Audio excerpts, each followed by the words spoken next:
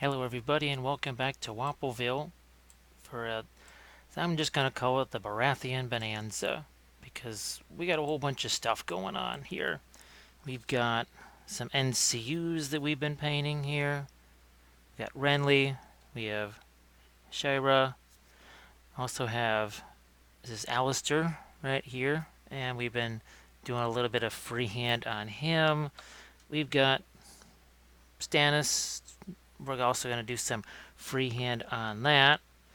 And I think what we're also going to focus on tonight is this one of the stag nights right here. I think we're definitely going to have to try ourselves some freehand along here. But we also have bases. So let's check this out. Because this is my latest army painting series right here. I'm just going to get my chat window set up. It's not going to be visible on screen. But here we go. I think we're just about set up here. Let's try this. So I just painted him a few hours ago. This is actually episode 2 of series 12. I'll take him out of here. You can see that we have tried to make him match this artwork right here. There, a little less shine on that. So the colors on this met a little bit different than what you've seen me do, let's say on the Lannisters, where we had more of a sky earth sort of effect. So this one here, you can see there's some more purples in there. Part of that is that goes really well with all the yellows that just naturally are going to be part of the Baratheons. Now, the basing that you see here, typical movement tray. And episode 1 took you through this process right here, where you take the Sculpey. This is just flat, regular Sculpey. This is not the Green Stuff World texture rollers, because, well, at least so far, they don't make a stag-themed texture roller. So what I did was I think you've seen the blog post or the Instagram post where there's the drawing. That's transferred to the Sculpey, and then it's painted. And once it's painted, you've got yourself some pretty nifty bases that'll work with each of our figures in the unit. So drop these guys down, put them in place. There you have it. So these are the wardens right here. We're also going to be working on, like I said, the stag knights, sentinels, all the different aspects of the army. Now, if I can get to this tonight, I'll maybe try and drop some color on this too. Might be another live stream. But what we will probably do is I think we'll focus maybe on just a couple of the figures here. So we got Shira, and we're definitely going to work on our stag knight here. I think we're going to start off with him. I'm also going to drop my brightness down because I just realized that we are starting on a new figure here. So I'm going to get some of this stuff off to the side here. We'll get the glove going so that there's a little less contrast with the ye old skin here. So let's do this. Now, not real complicated with the colors here. We've got faded ultramarine, dark neutral gray. These are pretty much the ProAcryls. We've got some of the transparents, like the transparent yellow. We've got the olive flesh. Effectively, this is your maiden flesh from Reaper. This is neutral gray, gray liner from Reaper. This would be your clear yellow. Got the yellow ochre. That's also out on the palette here. There's other things we'll mess with. The bright ivory. We also have the dark blue. That's another one of the new colors, along with this black brown. All of these are out on the palette. We'll use them, and when they're being used, I'll give you a heads up. Say, hey, this is what we're using now. So once again, I'm going to try and make sure I got chat going here so I can see people are asking some questions. Number 8 round craft brush, as always. And we're going to get this party started. We'll just hit the base real quick here, too. Because if you just leave the base as it is, color-wise, anything with this white here, anything you put on there is going to look dark next to it. So first thing we do is we kill off this. Doesn't have to be anything fancy. It's a little bit of a mix of that dark blue and the dark neutral gray. Good enough. Now I'm going to take some more of that blue here, and now we're going to start to just walk into the armor. Now, I think in the past, you've seen me with the clear inliner paints do the little thing with the makeup sponges and remove color. With the ProAcryls, I just don't do that so often. Just not doing that as much. Now, once again, with this, I am going to see it's kind of a semi-translucent look to it. It's even a little bit of the transparent black gets in there. I mean, you almost could say we're using it like a contrast paint because it's just sort of going down into those crevices. We're keeping it simple. The magic is going to start to happen once that purplish color starts to work its way in. So I'm going to throw a little more of the dark blue out there. The equivalent to that, sort of a blue liner, if you're looking for Reaper clear inliner equivalents there. So again, just keeping things simple and very direct at this stage. I also have to determine what's armor, what's gold, what's not. The horns are definitely some type of natural color. Hammers, I haven't noticed any kind of gold on the hilts or anything, so we're just going to go keep that pretty straight up. Good enough there. And as that dries, that's why we have multiple figures out here at the same time, because now I can get in here, tone down the base, get it to more of a blue-black type of a finish. Now, your Alistair already has some relatively dark finish there.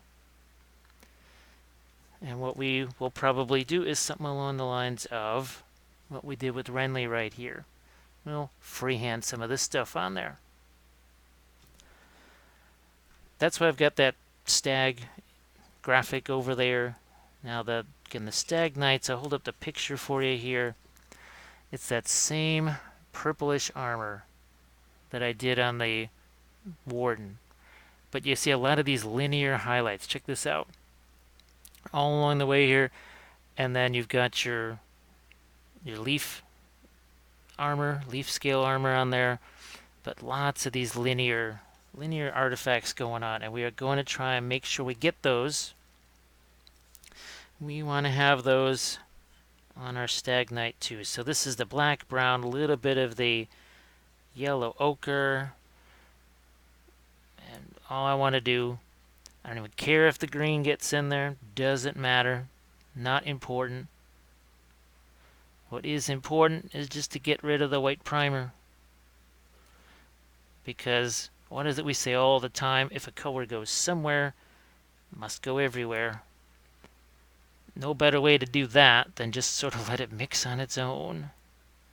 Especially because we want the armor and the cloak to, in some ways, reflect off of each other. Here, let's get a little more of the brown over here. Just, again, trying to kill off any lighter primer areas. We just want to do that as quickly and effectively as we can. Like so. Let's just kill off these. I almost called them antenna.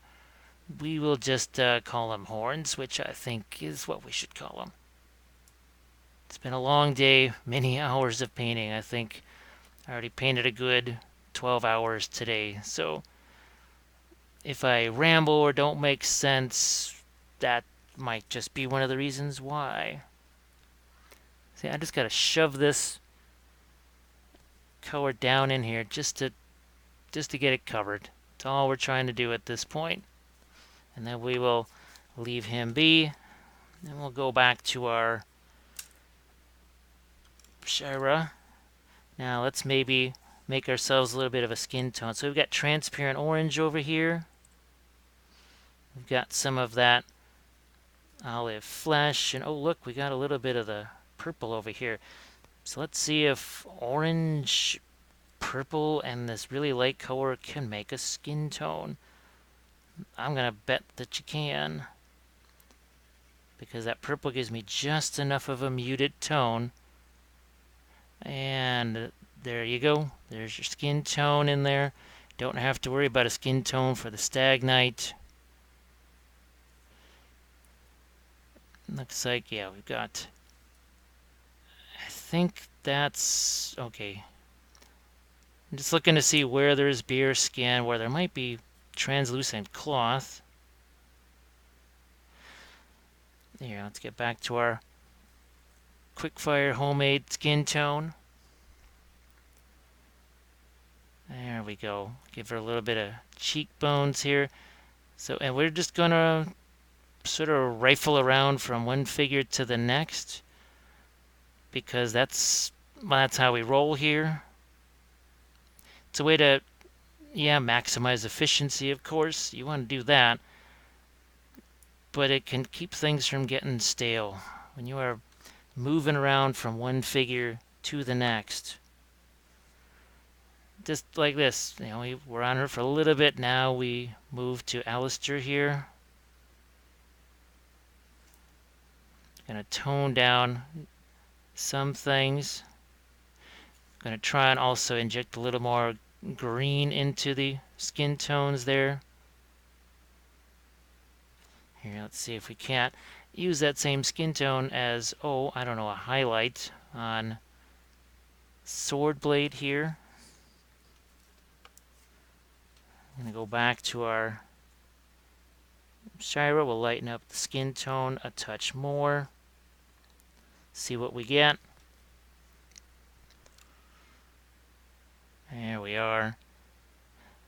And that was transparent orange, transparent purple, and essentially an off-white. We were able to make ourselves fairly respectable skin tone without a lot of fuss. We have a nice range. We add a little bit of green to it. Now it's perfect for, say, the 5 o'clock shadow on Alistair's face. Here, let's work in a little more of this onto the hands. She clearly has a scroll of some kind, so I'll have to come up with a slightly different, say, parchment type color on that. I'm gonna look in the chat here. Hey Justin, how's it going? Sorry I didn't get to do one last night. Well, that would have been earlier. No, it wouldn't have been earlier today. But as I discovered the hard way, this last Windows update essentially just wipes out your mic. It's not just like it mutes it or something like that. It's just it eliminates it completely from all of your scenes. So I had to restart things, and that just, yeah, that was... Next thing I knew, it was 3:30, and I said, well, we're not going to be doing a live stream. Even for me, starting at 3:30 in the morning, just a tad bit late. So yeah, we're playing with this as we wait for, quite literally, paint to dry. We're just working up our skin tones really fast here. We're going to add some rosiness to this on the cheekbones and such, and a few other areas too, like on the hands. It's another good place. A lot of capillaries there, right by the skin, so you tend to get a little bit of rosiness there.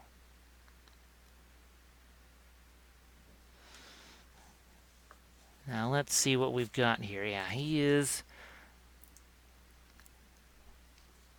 let's start to move back to him here. We're going to get ourselves one of our number 8 rounds, and this is where we start to dive into our more purple type colors here, featuring a healthy dose of the faded ultramarine.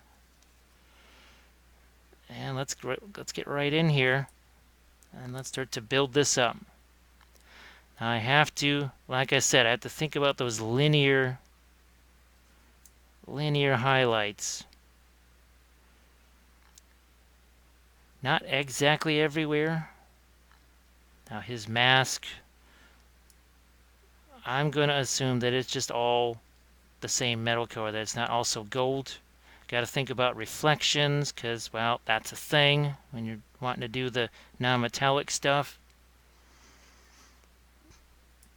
Yeah, the random software up, that was just... Well, it had messed with Kathy, oh gosh, earlier in the week, but I didn't even know that this machine had done an update. And since there's no actual speakers on the machine, I didn't think there was going to be any kind of conflict. I had also done a sound check, but the differences only showed up when I started to edit it. I went, what in the world is going on with this sound? Because with Kathy, she just had no sound. For me, since technically my face is about 3 inches away from the microphone on the camera, well, it was still workable, or at least it could pick up the sound. It sounded like I was in an echo chamber. Not helpful. Here, let's keep going here. Build this up. And it happens quick. There is no need to linger here. Now, I have to kind of wait on the leaf armor there because it's still dry, but we're already starting to think about those lines and striations.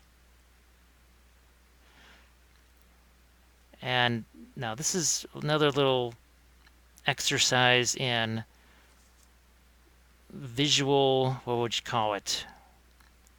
Visual artifacts or optical illusions, or optical delusions sometimes as we call them, because things just start to look incredibly light. This color looks really light, almost like it's white. It's nowhere near white. No, actually, this is... I have technically 3 filming stations. The primary one, this is for anything that's painting.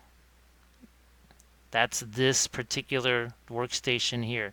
If it's basing, like you saw the movement trays, that's another workstation.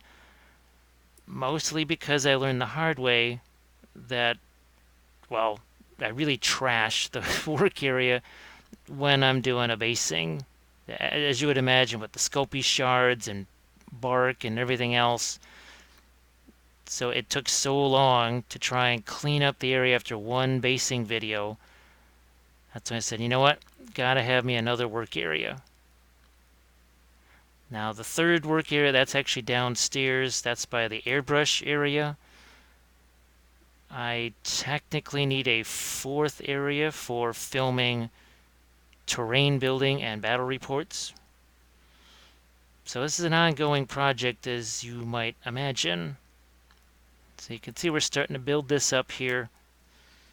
And let's grab a little more of this, and now let's start to capture some of your leaf mail here. I'm just going to call it that. I know there's dragon scale or whatever because you have these interlocking, basically dragon scales like this. And I think some of like the Warden Banner Bear, the scales are actually sort of pointed. So they really do look more like dragon scales than this. Yeah, so this looks so light. This is barely, I would say, a 5 on the value scale. It's not even It hasn't even tipped the balance towards being more light than dark. And that's why I wanted to have that other piece on hand. Here again, thinking about these linear lights. Also, now here there wasn't quite so much of the reflecting one surface onto the other, although we've got that here. We've got ourselves a shoulder guard here that must be reflected onto the helmet somehow. So we got some challenges here. We got to think reflected light. We got to think strong contrasts. That's just how it is when you're doing the non-metallic stuff, but definitely reflections. Now, where's my... here he is. So you can see we've got, okay, your primary lights up here, but then down here there's various reflections. You see there's the purple in there. Look at that. There's some purple in, and then basically a light purple line. Up here it's more blue. We're going to try and squeeze all that same stuff in on this guy. Now, I did not have any kind of a chance to study this thing in advance. I just basically went, oh, look, there's one of these guys. He's prepped. He's ready to go. Why not just paint him? I try not to have super advanced planning for these kind of live sessions because, well, it's supposed to be more spontaneous. It's not supposed to be quite so programmed. Heck, as folks who watch the Patreon videos know, even those, there's not a whole lot of stuff set in stone. Things just kind of happen. And that's on purpose, actually. Two areas, main painting this and the airbrush table. Oh yeah, I think you posted some Facebook images of the reworked areas there. Yeah, I think, well, let's see, we just got a new small portable version of the same kind of, I don't want to call it a tripod, but basically a camera mount. This is something that doesn't have to clamp onto a table. Like this one is clamped onto this table. But for being more mobile, especially to work on terrain things or battle reports, I need stuff that's more mobile. So you can see we're still working with these linear lights. They're not highlights. They're really just, they're just midtones at this point. And I seem to recall that they're not wearing gloves. They have the armored gloves. Also trying to get some reflections onto the chest plate here. Let's work our way down towards the ground. You can see this is all, we're not overthinking things. Think long, think wrong. Just sort of, I don't want to say go on instinct, but the more you question yourself, you just can question yourself. I've seen people quite literally paralyze themselves by thinking too much. I know that sounds, I may not sound too nice, but I see it over and over again. Hey there, First Last. How's it going? It's called scale mail after the Roman armor known as Lorica squamate. Squamate derived from the root squame, meaning scale. Yeah, I'm glad that I at least had I was kind of on the right track.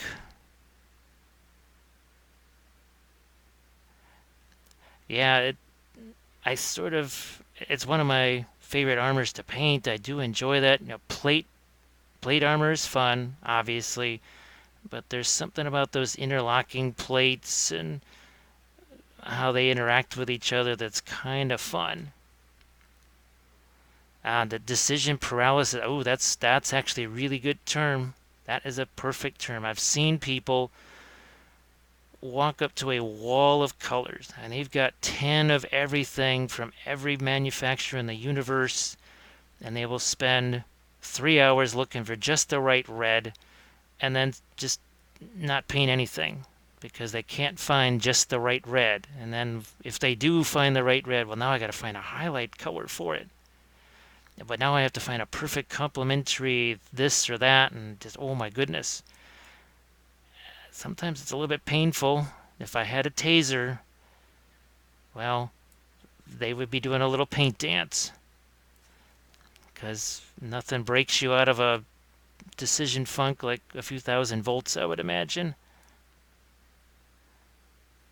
But oh my gosh, yeah, it was, because you want to do everything. There's so many, oh, I want to do this effect. I want to do some freehand. I want to do this. Sometimes just because the miniature may be perfect for something like that. And what eventually happens is you want to do it all. And in trying to do it all, you get much less. I guess for me, in some ways, it's fortunate that so many of the things that I do, well, there's a timestamp on them. Hey there, Brian. Evening, night. Well, right here it is 2:23 in the morning. Yeah. This is kind of a, well, I had hoped to start maybe a half hour earlier, but that other video, that was actually just finishing its render, and I wanted to double check and make sure that the render was okay, and then get it pretty much set up so that I could potentially start the upload, well, later this morning when this ends. So I just took some of that olive flesh tone there, added it to the faded ultramarine, and look at that. Still, again, nowhere near a white, but look at the dramatic difference that starts to have. But you see how we're starting to build up little by little, or maybe not so little by little, starting to engineer some lighter colors in here. The other thing I noticed too is that a lot of these lines were almost kind of on the squiggly side, which was interesting, just something I took note of. Here, let's drop ourselves a little light along that line right there.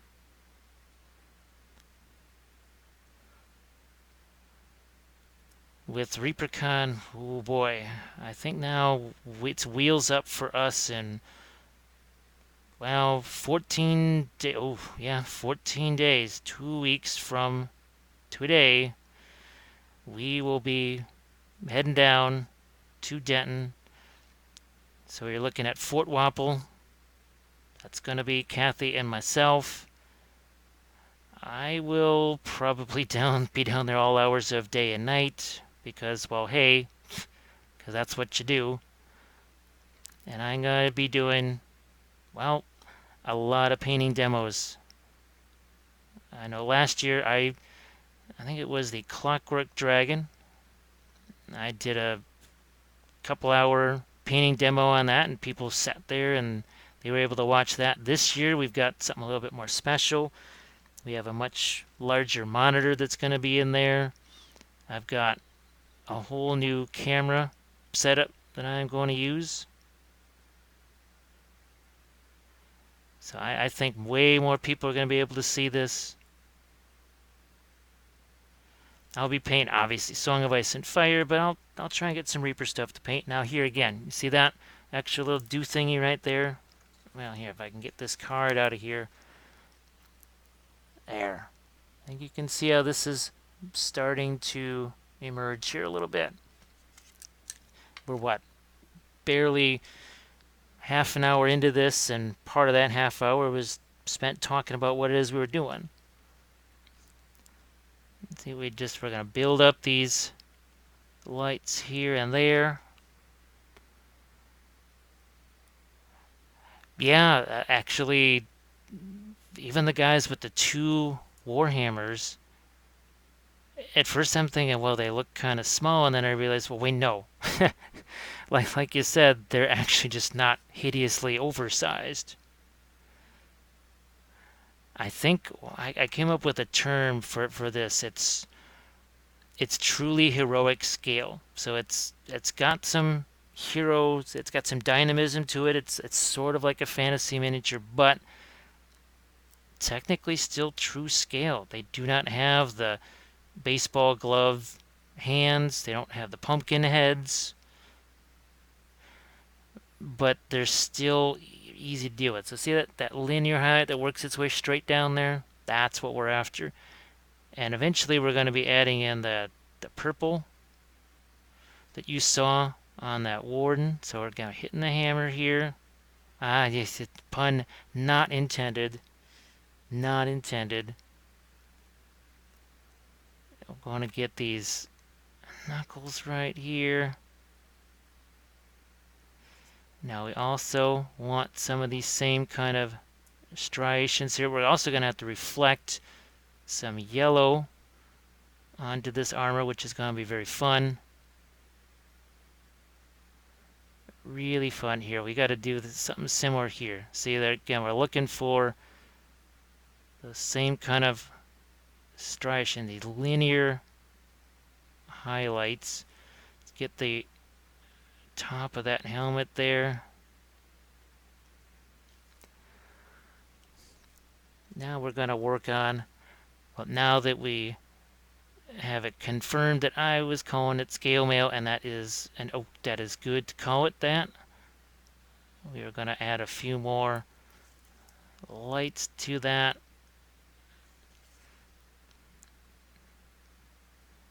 Let's see if we can't get ourselves a few more. I'm just going to dive into some of this purple already here. We use some of it on the hammer.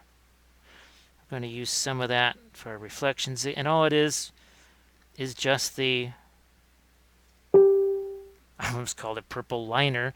It's some of the transparent purple. So we're going to start to throw some of this now into these areas that are darks. It's not going to register as purple whatsoever. When people are looking at this, they're not going to say, look at all the purple on that armor. They're just going to say, oh, look at those different colors of gray. That's all they're going to see.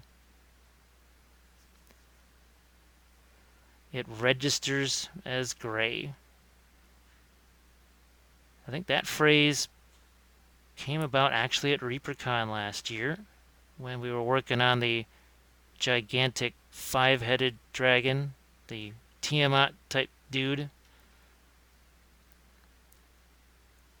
with all the fiery object source lighting and lava and such. That was a blast. We're working on him too. All right, I think I'm just gonna go one more level of the olive flesh with our faded ultramarine, which is, it's starting to take on cult status, the faded ultramarine. And the weapons, these are easily some of my favorite designs and sculpts. Yeah, at first when I was prepping these, I wasn't sure. I thought, okay, I'd sort of like the stags, but I'm not so sure on the wardens and sentinels. It's very different from what I've done in the past. I suppose kind of dwarf-like in some ways, because it's more square, it's more angular, and I'd already gotten used to the Lannisters, which definitely are more of a curved surface. And then, as it turns out, I really enjoyed working on that figure. And that video, I just finished it. That'll be going up sometime tomorrow. Well, tomorrow morning, because it's going to be uploading overnight after this ends.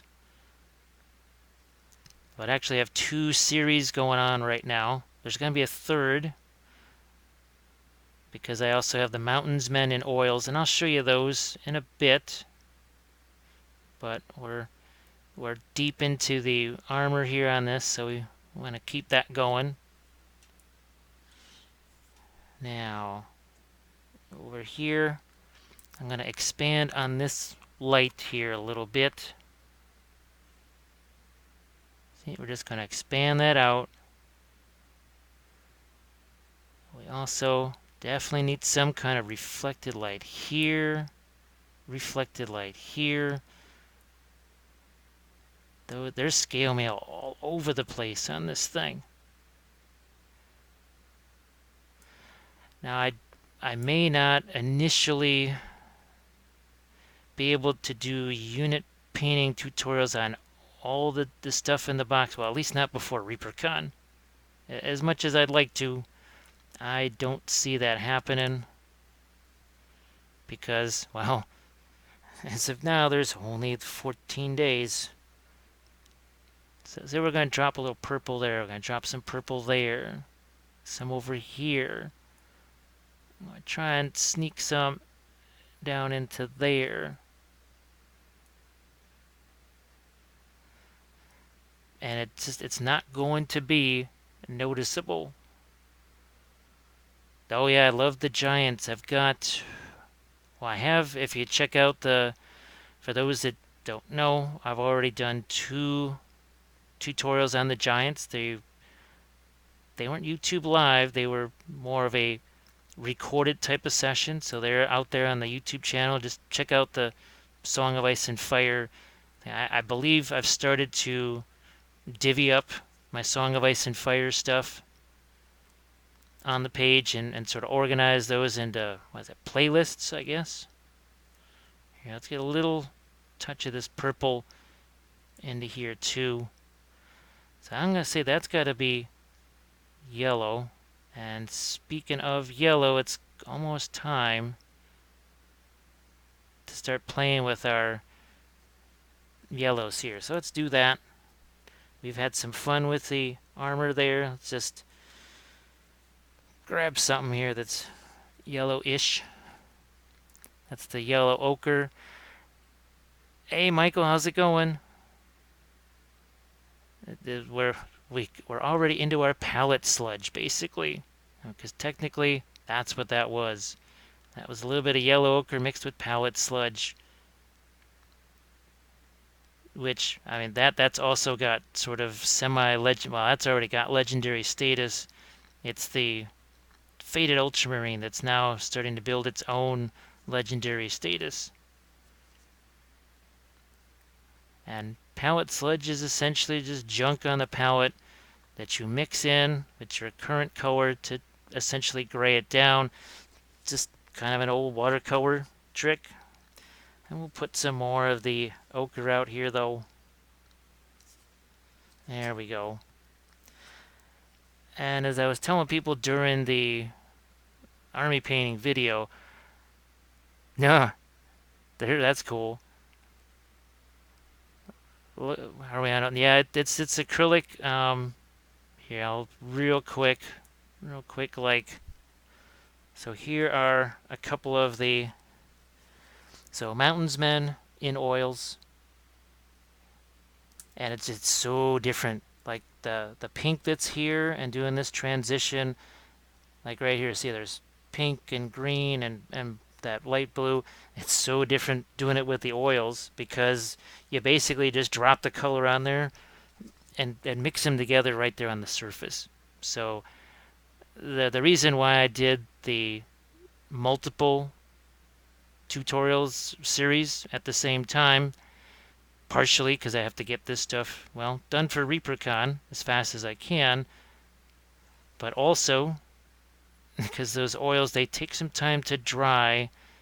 So when I take the photos of the finished things, I like to have, well, stuff that's dry.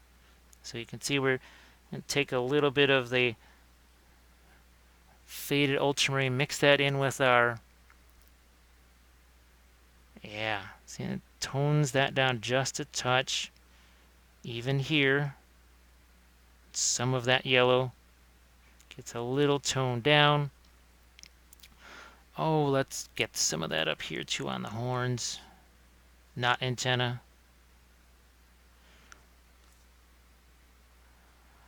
Yeah, the oils, I think the one thing that people have the hardest time with, well, there's two things, and they're kind of two sides of the same coin. Like here, I can sort of push this stuff around, and like here I can go back over this. You do this with oils, you start to get a mess. You have to be a little more direct with them. You have to just say, okay, this goes here, and then you leave it. Because see how I'm doing this, going over this, the lighter yellow ochre with this. If you do that with oils, every brush stroke you do, just like this here, you're picking up the other color. You see here, there's no discoloration on the brush. When you watch the oil painting ones, you will see, and I'll show you as I'm doing that oil thing. Every time I'm picking up a little bit more of the basically the color that was there, and it's just getting dirtier and more dirty and more dirty. So just popping a little bit of the yellow reflection there just because we need some of that definitely down here. And there were a few places where essentially a jerkin or a tunic snuck in, and I had to try and get some yellow in there. So let's see, how light do we want these horns to be at? Yeah. I'm actually going to change this up a little bit. So here's some of the white and some of that, what is that, the brown black. I'm just trying to make sure that no part of this is left completely untouched by this stage.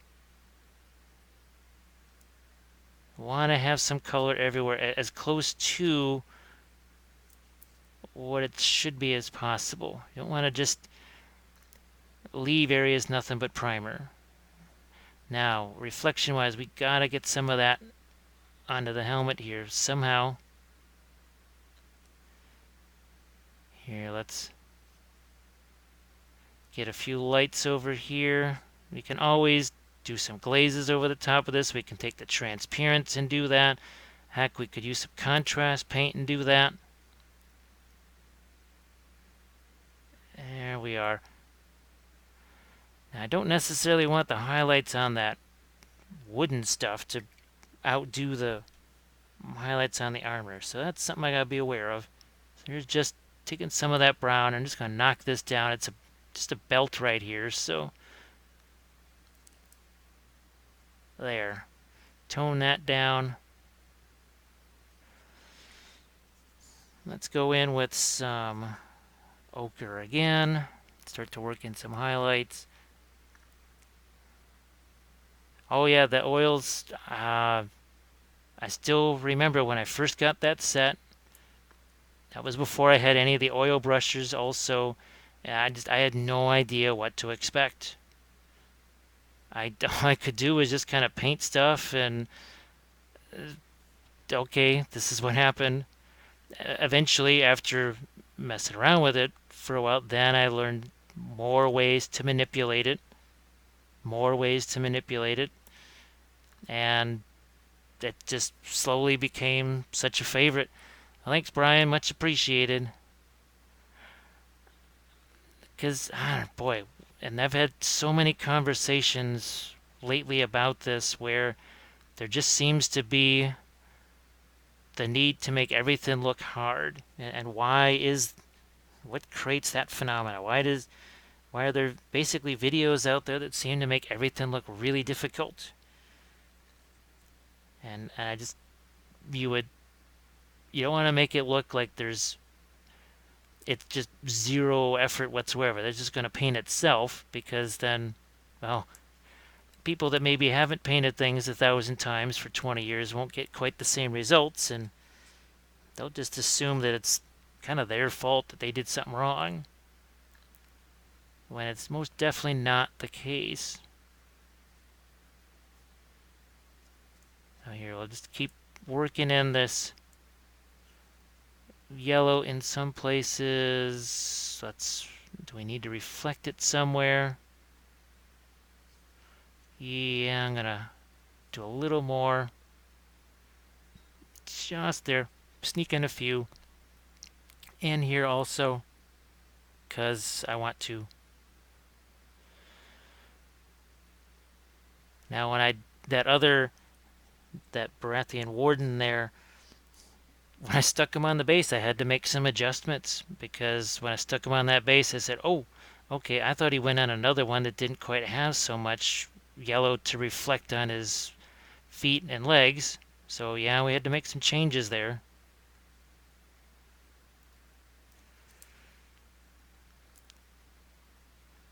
I guess that's the other thing too, is just that willingness to make some adjustments, maybe on the fly. It's difficult for folks. Here, let's get that a little bit of the olive in here. Start to work it into our yellow. And all of a sudden, those armor colors, remember that seemed so light, well, they're starting to recede into the background now. Oh, speaking of which, I'm going to increase my brightness to where it should be. Oh, let's get a little bit of yellow reflection on there too. Now, when I do the army painting videos, one of the things that happens pretty much at every stage is that I kind of keep a timer on things. And I say, well, okay, that freehand or that whatever, that doing that stuff on that base just added 15 extra minutes to that miniature. Is that something we want to do 10, 20, 30 more times? Or will we go insane in the process of doing that? Because that's the other thing too, is that, well, you got ambitious projects. You say, oh, I'm going to do all these things, and that sounds fantastic. And then you realize that, oh my gosh, I have to do this on every single one of these. How in the world am I going to do that without the army taking the rest of my natural lifetime to finish? The other thing about the ProAcryls that I try to remember to mention, these colors, they cover real well. That is the big difference between them and, say, the Reaper liner paints. Heck, these things actually, they cover better than the oils even, which is unusual. And that's talking about the lighter colors too. Usually with the lighter coat you have a little leeway, say that kind of built-in transparency. Well, not so with these. Oh my gosh. When you put it there, it's going to cover up whatever you've put it on. So I guess that's something also to be aware of.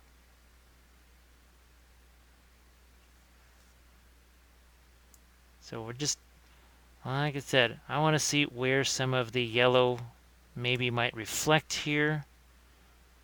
I think I can sneak in a little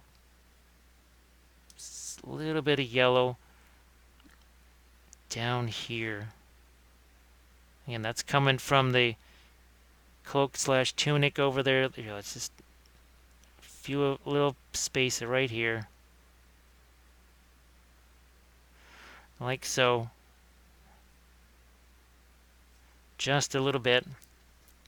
Now going back to the horns over here, this is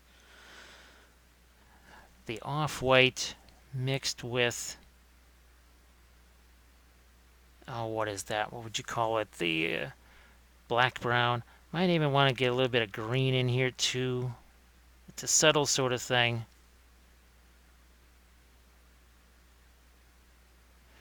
I don't necessarily want these to be too brightly highlighted, because the brighter these are, the less impact my highlights are going to have on the armor. And instead of it looking like some kind of metal, it's going to look like maybe some very finely sculpted bluish gray leather. It is not going to have that shininess that we want. which is why I can only take these highlights on the horns so far before I go back. So I sort of turn back and then hit my metal surfaces. And we'll be doing that pretty soon.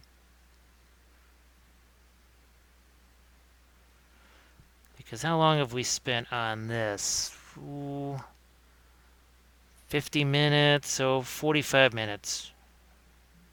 Well, and technically we were also painting on another figure, so maybe more like 40 minutes. And this is a figure that I basically hadn't really looked at until just before doing this. Now, granted, I filed the mold lines and stuck them on the base, but that was a few days ago, and I hadn't looked at it since. Yeah, I did not, and it's weird, I don't know why I thought I wasn't going to like these as much as the Lannisters. I knew I'd like them, I just thought, the Lannisters, that's always going to be kind of my favorite, and I'm messing with these now. Boy, they are really nifty. See, we're looking to drop some of these lighter things in here, and this is that number 8 round craft brush. And I will show you here. Let's get in here and show you what this is. Here we go. And there you go. $5, 12 brushes. Now I'll show you what some of the other advantages are of these things, but they really are like a Swiss Army brush. They can be filbert brushes. And you can see, have I basically used anything else but this so far? They're amazing brush, and they take a punishment. I was just cleaning out these brushes with rubbing alcohol. Yes, you heard that right. Here, let's get a little more of the light yellow in here.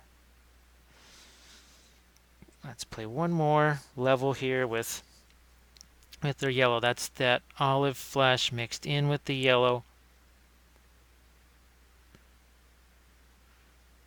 And then after this, we'll go in back to the metal colors again and see if we can't make something a little bit lighter there. But while I have this, let's play with the little touch of freehand here. So let's make the stag, maybe make him a little bit bigger. Now you can see it. Takes a special kind of stupid to want to hand sculpt every base for your Necron army, or set your corn minis only dynamic blood effects, or whirlpool of flowing blood into your banner. Yeah, that army is never finished. Well, what I am looking forward to now, we've got, what is it called? Warcry stuff. The Cypher Lords are for me because, well, Tzeentch. What are they? One of the factions is for Kathy. The Beastmen are for both of us. So we are basically going to take each take half of that faction, and then we are going to basically paint it on our live episodes, which should be pretty fun. Actually, I'm just going to make a big old change right here. Gotta be willing to do that. Here, let's make a quick change in this. The chest here, body there, like so. We gotta give him some antlers. And I know it's gonna be hard for you to see this. Oh, heck, we'll do a little bit of that. Finish out the neck there.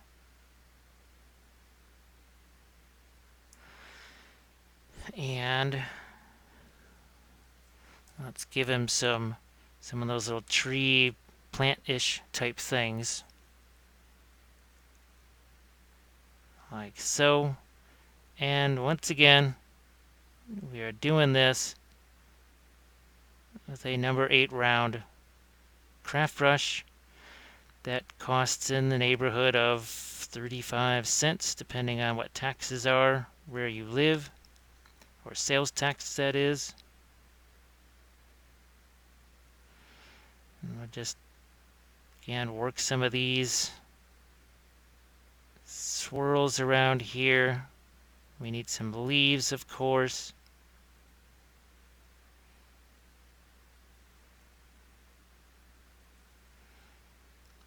And then once we do this, we can then knock it down. We'll do some glazes over the top of it.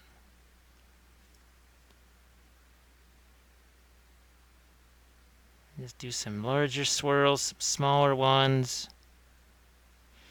Doesn't have to be super complicated.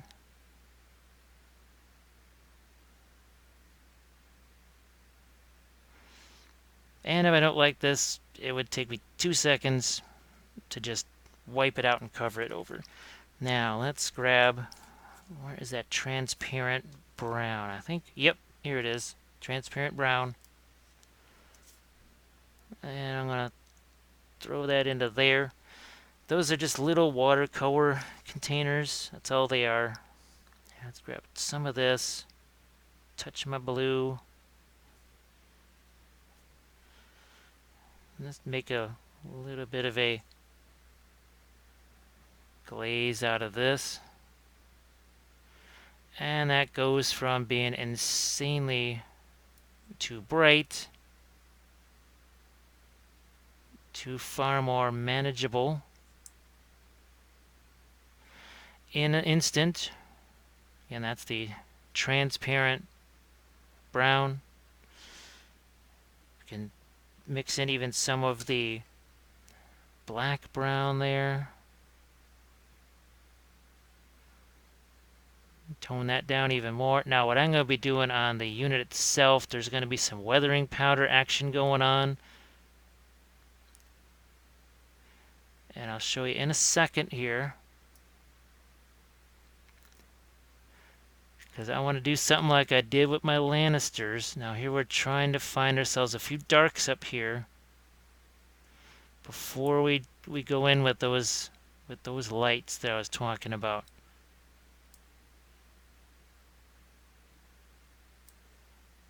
Alright, that I'll just leave it like this.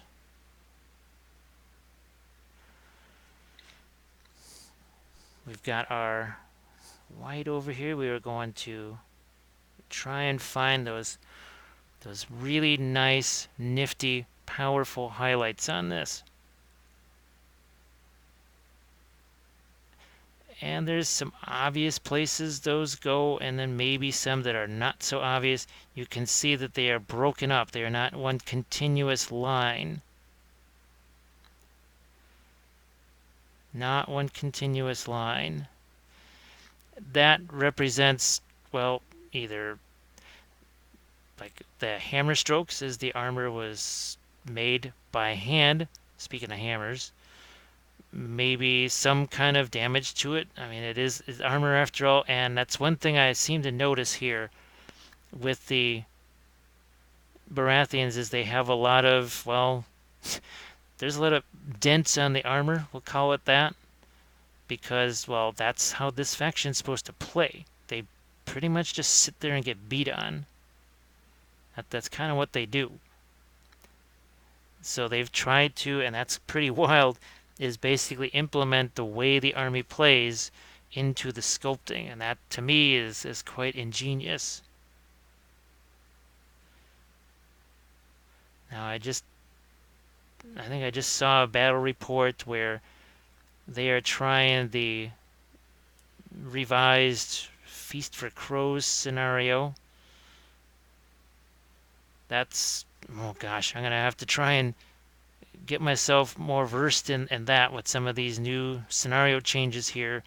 before ReaperCon somehow, because as impossible as it may sound, I might actually get to play in a tournament. Yay. That would be fantastic. Or at least just get to play a game, because that just obviously hasn't really happened. I tried it at Adepticon,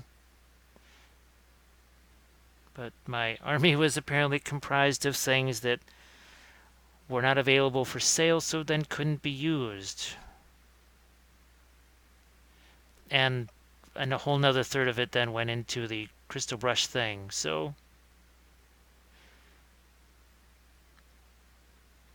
alright, let's get there. We are. Now we also need to hit a little bit more bright highlights there, so you can see now what those lighter, and we're not even at white yet. We still have a little ways we can go yet.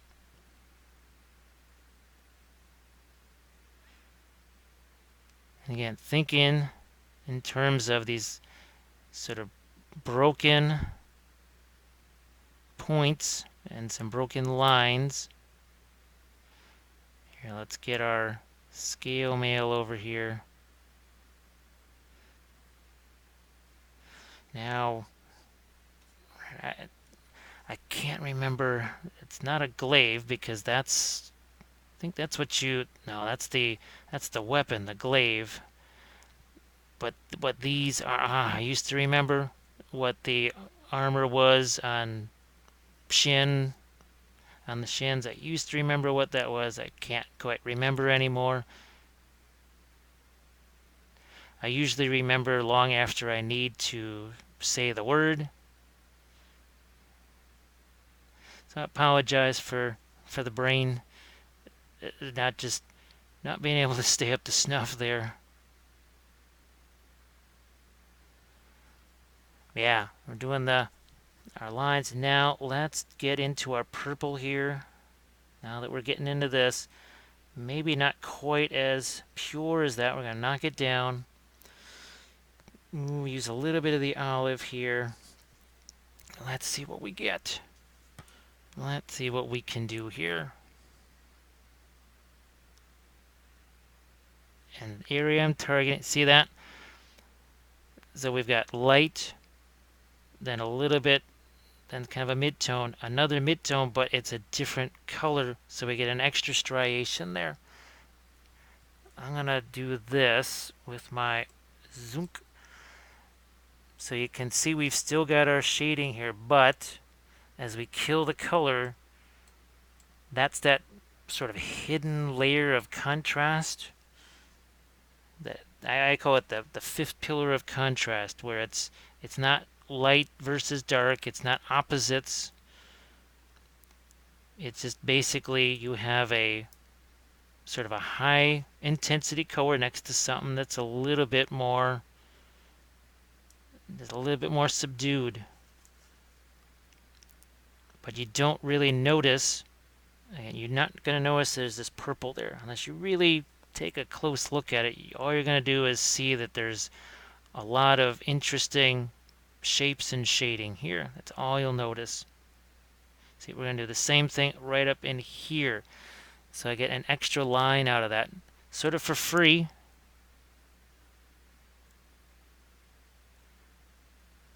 Sort of for free.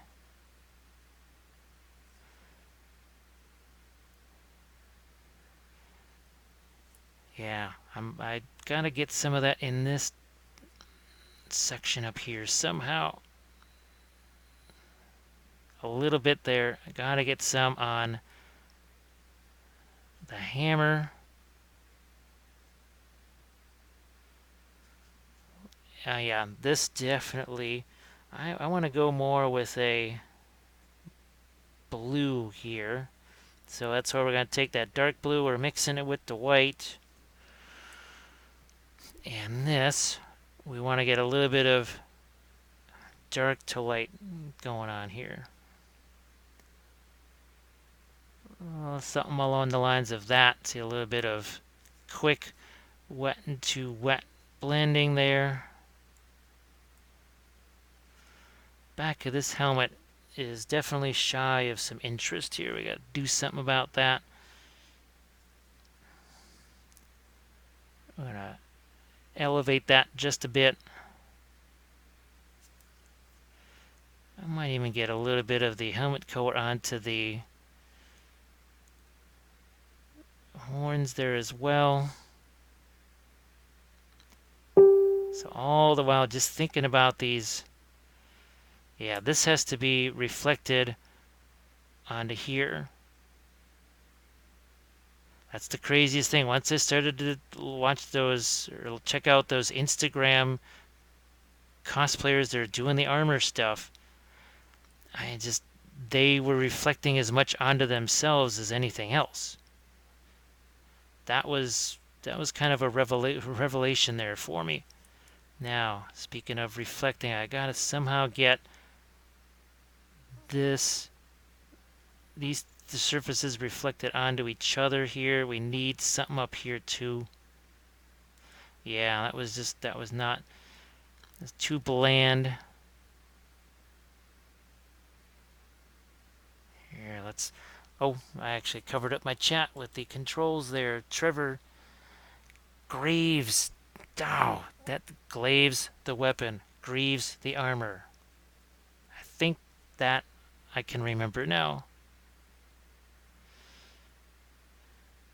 Yeah, Glaves are sort of a longer, sort of almost spear type of a deal. Give you a little bit longer reach. Not quite a Sarissa, but long nevertheless. Oh, we've definitely got to work something more up here. I don't quite know what these are. I mean, it's cool that they do have the different, at least 3 different poses of each unit, and then they've obviously got your attachment / champion type character involved. That's another different pose, and then they'll have the banner.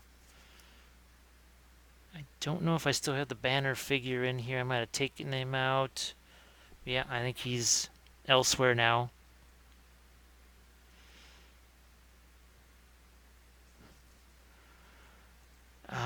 This also needs something here. We've basically got just sort of a gray in there. And here too, it's just getting a little plain down here. Not enough shape. We got to add some shape down here. I don't want to do it in the form of intense highlights because, well,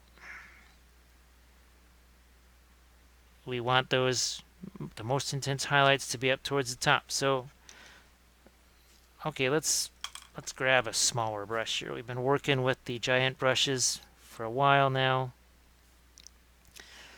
Oh, here, let's get some lighter yellows into this. It's the last of the ochre. Mix this up a bit here, and now, because I know everybody likes the small brushes. I'm really comfortable with the larger brushes. It's just kind of how it is. It's more relaxing. Definitely more liberating. When people try them, they sort of Kill Mitrion89.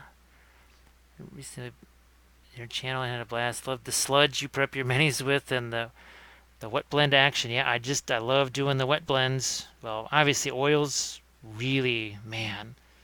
When you just put that stuff over the top and you start, it's like you're carving the miniature. You know, they used to, what they said about,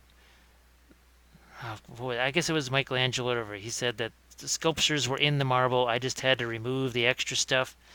And when you're painting with oils, it's a little bit like that. You're removing, you're adding paint, but it's like you're re-sculpting the miniature, but you're sculpting it with paint. And that's just a cool thing. Here, let's get this even a tad lighter in a few spots. I try to keep some greenish color here in the robe, a little bit of the purple too.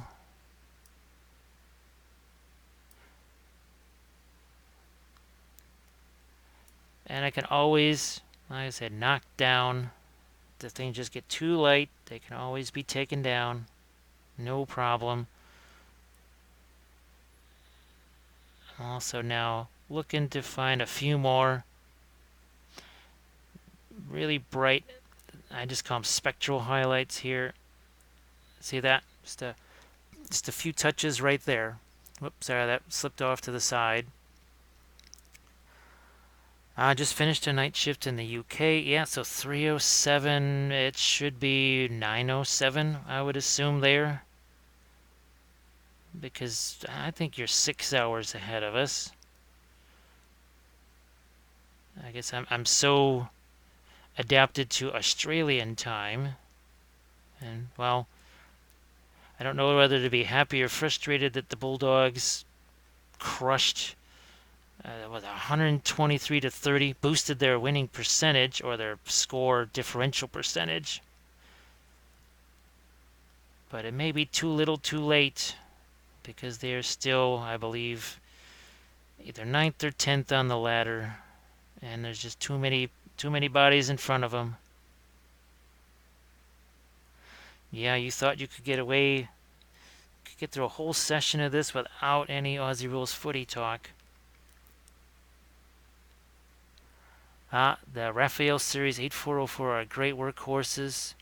Size 2. Yeah, at some point I'll try and get those because I've heard people talk about them a lot and they always love them. So, hey, I'm always game for new materials, that's for sure. Yeah, and you notice I'm really focusing those up here. We're not doing a whole bunch of those down here. There's a couple of areas like here. Now I am going to throw out, where's that transparent black? Here it is. No, that's the dark neutral gray. Transparent black. I'm going to throw a little bit of this out here. And then I'll sort of mix it with the, oh, what is that? The dark blue? Yeah. Mix some of it with the dark blue and go for a little definition in some places here. That's 10:08. Hey, Bravo, how's it going? Well, thank you very much. I am really loving painting these guys. Who knows, I may have to have 2 army painting series going at once just on the Baratheons here. Just to satisfy my desire to just have some fun with this particular, it's the armor color, well, and the armor style. It's a different armor style for me than I've tried before. Here, let's get a little cleanup here. Let's get a little cleanup down here too. Yep, some right there. All right, here, and these panels also need a little more definition. Maybe even on my marble right here. This is where I was talking about making the changes to that. I may just wipe this one out altogether. Then let's add, again, I don't want it to just be black. That's why we're taking some blue and mixing in there. Or I could take in some brown and mix it in there. Just as long as it is not flat black. Definitely want to avoid that. Let's see what we can do on the other side of this. You'll see what I mean when I hit it here at the handle. That was just all dark right there. That did not make any sense. So hopefully that makes it make a little more sense. Let's fade that a bit. Same thing here. And I definitely got to get down in here with some lighter color. I don't even know if you can see it. I'm going to try and make it so you can see it. They're softer than the Winsor Newton, have longer hair, hold more color. So that's the, well, fortunately, the chat, the info in the chat stays. So I'll definitely look into trying getting some of those. Here, let's add some lightness to this purple here. Let's see what we can do. I definitely got to have some reflections here. There's nothing going on right here in this part. See this? You know, I can just, there we go. And just a little something there. Maybe I'm going to do something that's more of a neutral gray here. Try and reflect some of that there. Now, I'm going to go back into my faded ultramarine. Let's see what we can do. Because what I'm looking to do here, this is what I'm after. There's something along the lines of that.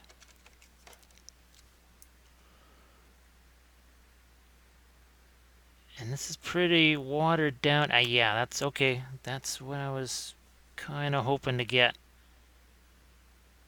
Because I want to play off of that with some of this white here. That's what I was looking for. Something along those lines. Now, let's get down into here and see where this area is. Now you can see it. I do apologize. Sometimes there's just no good way to get the brush down there. There's a way, just not a good way. And yeah, we need to get a little bit of reflected light here. Coffee and Red Bull here with some vapo. The vape stuff can be really handy, I guess, for any kind of battle reports, because when we were doing our bolt action stuff and we needed a building to be blown up or a Katusha rocket launcher effect to be had, then Roy he puffed up and got some vape ready and spread that goodness all over, and it just hung there real nice. It's just a whole different kind of smoke, so that was perfect.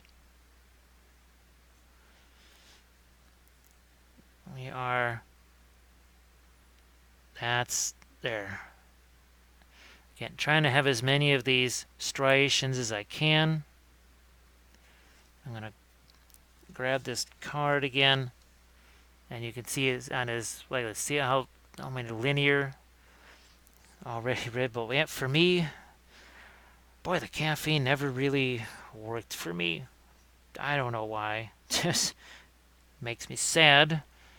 There's just really no good way. I suppose exercising.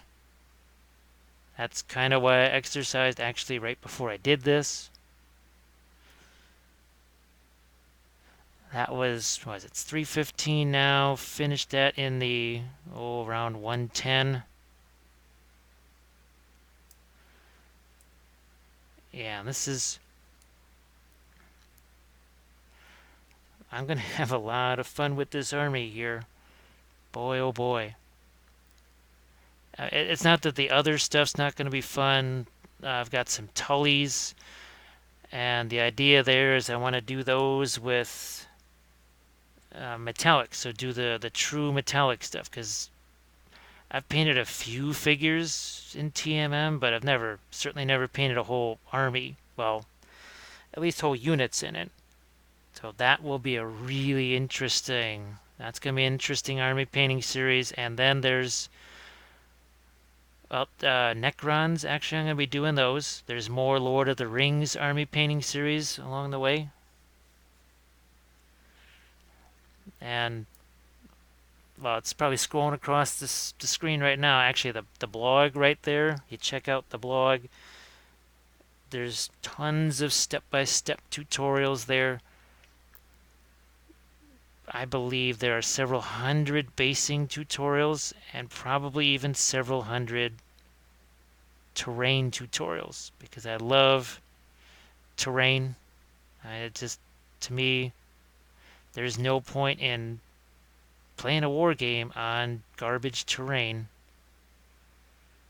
Now, maybe it's because there's a fair amount of care taken in just the painting of the miniatures, so I kind of want something that looks corresponding quality level wise to the miniatures. So we're starting to pick out some lights on our don't smoke. Oh, the Dothraki. Well, that's going to be, how was it phrased? The first all cavalry starter box? Or, yeah, I think they did refer to them as starter boxes. And actually, we've got a few here that we were working on. And, I mean, if they're anything near what these horsies are, and actually that's going to be another series of things that comes up here. Let's see what we got here. And another horsey right there. So this was also done with the ProAcryls, but I also have some where these are painted in oils. That's basically how it's going to be. I'm going to be bouncing back and forth between oils and metallics and different paint lines because, well, the whole reason I use the contrast paints, because people were looking for a substitute for the Reaper liner and clear paints, which now right now this would be, if I'm using clear paints, probably clear yellow, sepia liner, and probably the maiden flesh. So yeah, it's not like I don't want to forget all the folks that are dedicated to the Reaper stuff. Don't want that to happen. Now let's get ourselves, we got this reddish brown sitting in here we haven't really used. That's the transparent. Here, let's get some of that out here. We need a little more separation here, this pouch. Which I'm thinking, don't the Mountains Men have that same pouch? Somebody, oh, maybe it's the Lannister crossbow. Somebody has the same pouch. But, oh look, here's some of our homemade flesh tone still sitting there. We'll use some of that to maybe lighten this up a touch and get some reddishness into the belt there. It's just too similar to our yellows. Had to get some separation there. And, oh geez, the same thing here. Let's do that. Boom. There's a little bit of separation now. Let's get some of that onto our handle of our Warhammer. Some over here. I still gotta inject some green into this too. In a few different places, actually even on the pouch I want to get some. I know that sounds a little bit unusual, but there's nothing that sort of makes something have a leather look like putting a little green in there. Same thing with wood. To make everything that's supposed to be wood, as I do the invisible air quotes, nothing but brown. It just, that there's a certain level of just kind of fakeness there, and actually the more gray and green you add to your wood color, you get really more of a, it looks more like wood. So you can see we're getting into some of the final things on here. Now I could obviously spend hours more on this. You know, if this is going to be something you're looking to put into a crystal brush or something like that, well, you spend more time on it. But as this has to be ready for ReaperCon in just a few weeks' time. We're not going to be spending 5 hours on one stag night, which could sound really weird out of context. Let's see. I don't have any right now. I have other things though that would probably surprise folks. Let's just say that they belong to Free Folk, Boltons, and Night's Watch, and some of them hit things and some of them throw things. We'll leave it at that. So those are actually being prepped. Probably some of the final, what would you say, YouTube lives before we head off to ReaperCon will probably involve some of those units. Well, not probably, almost, I would say definitely. Yeah, at Gen Con there was a dead drop that happened, and well, that's how I got these guys, and to really get some separation, working in a line. I know I keep emphasizing that over and over again, but sometimes even I have to remind myself about that. And I think here too, yeah, on some of the scale mail here, doing the same. I see we've got that line that kind of marches right up there. Oh, now you can see it better.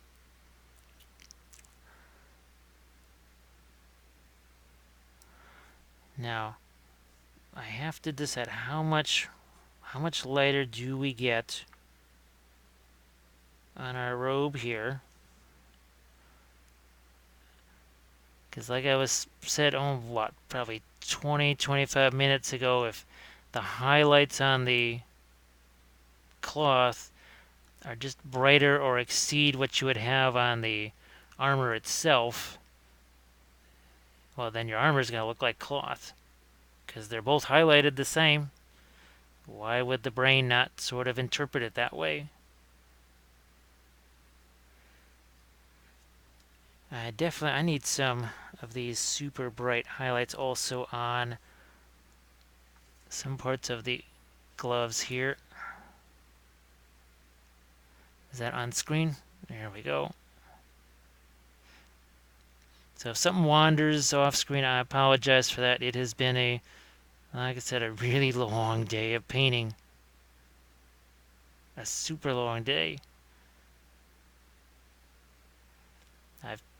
With the exception of a few hours, well, to exercise and take a shower, I've pretty much been painting since 2-something o'clock in the afternoon, which according to my math was 13 hours ago. So yeah, it's been a busy day. Now, here, gotta do something over here too. This is just, there's nothing shape-wise here, interest-wise. The challenge is how do we do that without making it too distracting from what's up here. And once again, thinking in terms of lines. Look at it. See how that line just went right along, followed basically a contour, following the contours.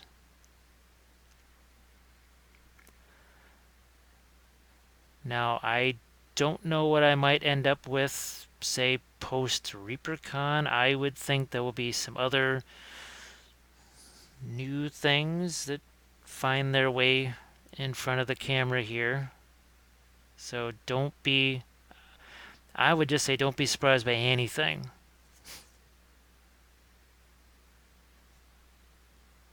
Every single day, 2 cups of coffee and 2 cans of Red Bull. Now, Kathy does the coffee thing.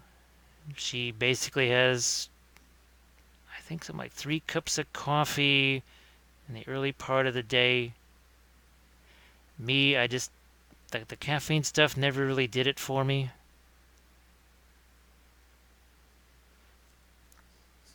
I don't know if I've ever had a Red Bull. I don't think I have.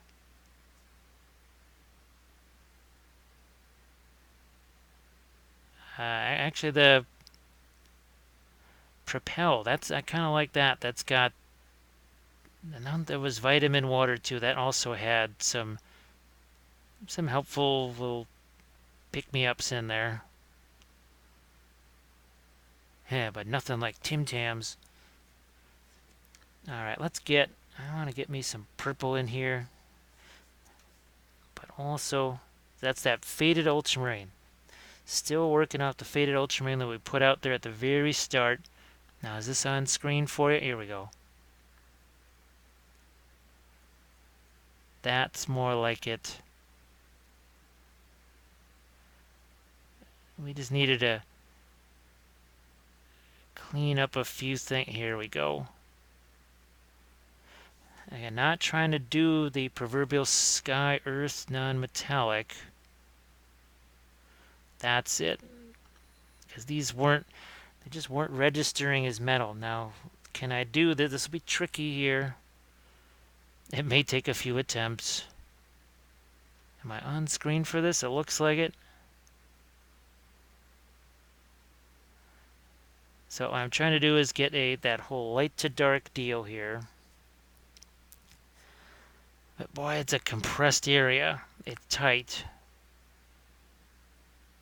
A little bit there.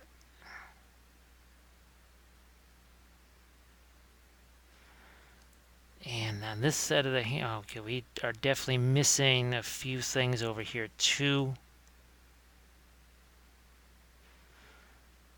Oh yeah, we're missing some. We need a little more action here on this Warhammer.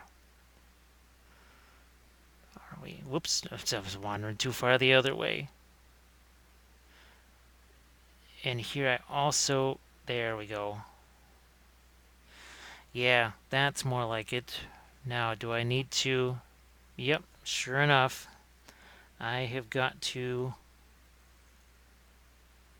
generate a little more of a reflected light down here too, and here. So hopefully that pretty much showed up. Oh, let's go to that transparent black blue mix. See if we can't find something to do freehand wise here on this robe. If you never had one, the first one will kick you into high-speed painting for hours. Actually, I know what it is. It's actually, there's music that'll do that for me. There are definitely some songs and some other things when it gets to be a certain point, that time in the morning there, when it's the 15th, 16th consecutive hour of painting, pretty much at that point, food or anything of the kind seems to be useless, and that's where music's got to come in. Now, where is Alistair? Here we go. So this is a pattern that I was starting to play around with here, and I was just thinking, is that something I could maybe play with on these guys here? Maybe not. I'm just going to get that second parallel line.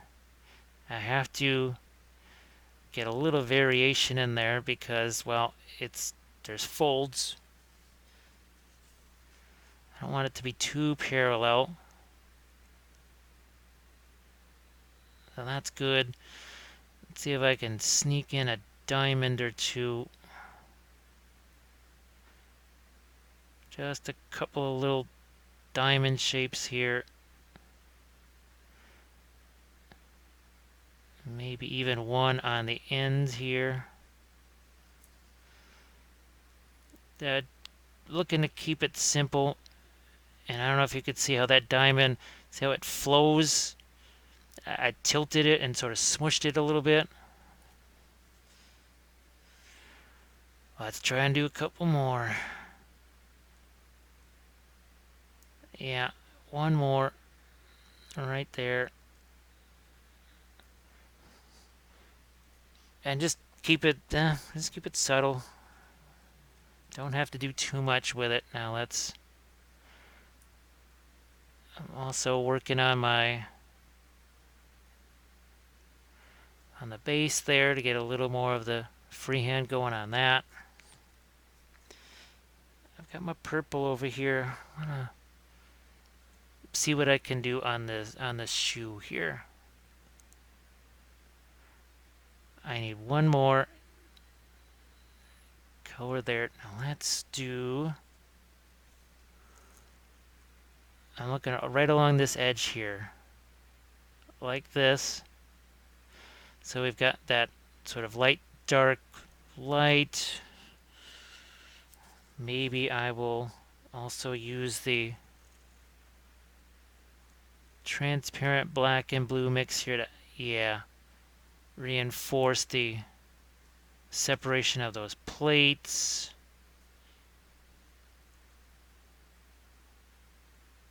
Just doing a quick little glaze down in here,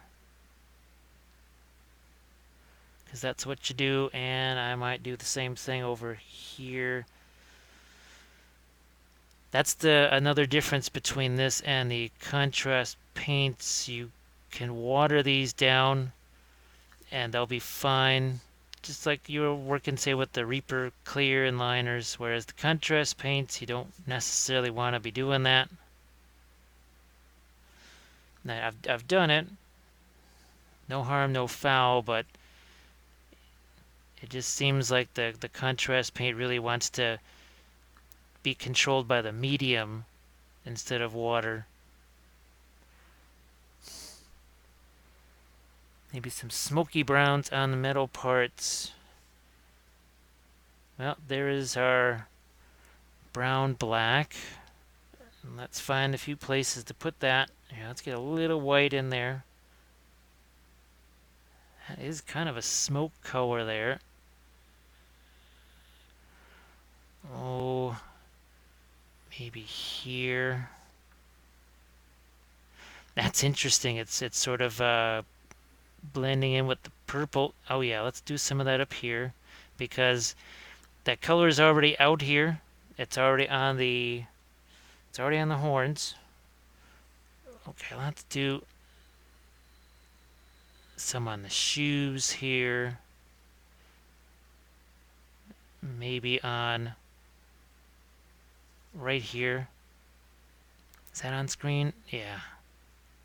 So this is a similar brown to what we used on the antlers, I guess. Not really horns, I should say antlers.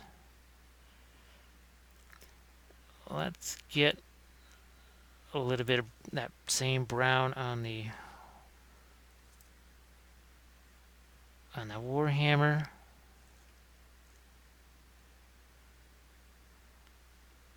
So that's going to, it definitely helps to tie in everything together, because in some ways we're getting a little bit of the yellow from the cloak. Yeah, see, just that little touches of that right in there. Can you see where that was added in there? Oh, what else? I'm gonna go just a touch lighter. Some stuff on the antlers here. I don't necessarily want some of those to be quite as dark as they are.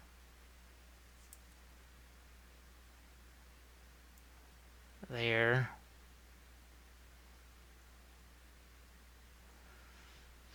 Now,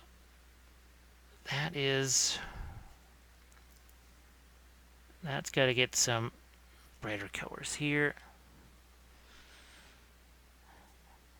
Yeah, that's an Aussie Rules gold. It's worth 6 points. There we go.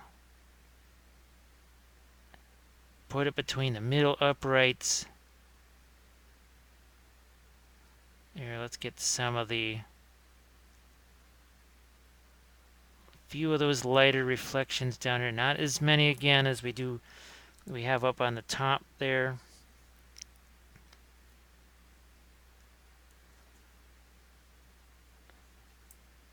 And what I'm going to do is I'm going to grab the, where's my areas?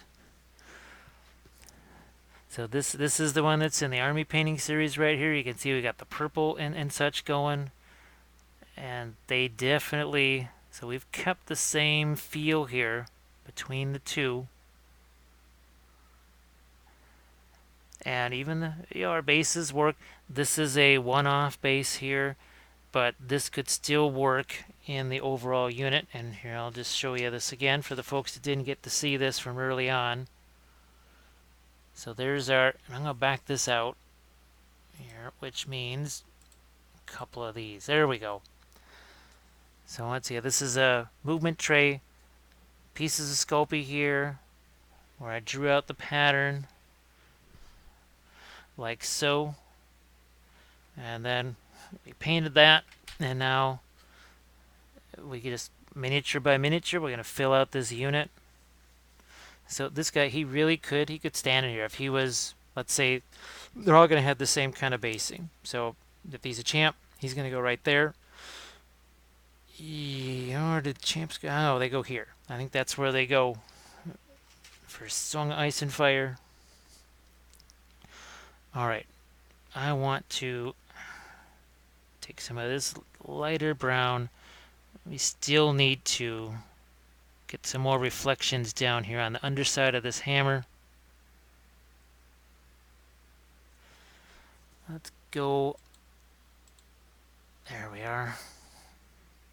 Back up the size. So this is going to be very fun. So you got your blues in here. You've got, well, now we've got the brown, the purple. So we have plenty of different layers and levels of color. But I want to get some green in here too. Let's see if we can't do that. Oh, what the heck. I'm going to just... Let's fool around with a little bit of the Warp Lightning green. I'm just going to throw a little bit of that, touch of that out here. That's better. I just need a decent green. And I'm going to try and work this into my cloak here, because we got all this blue gray down here.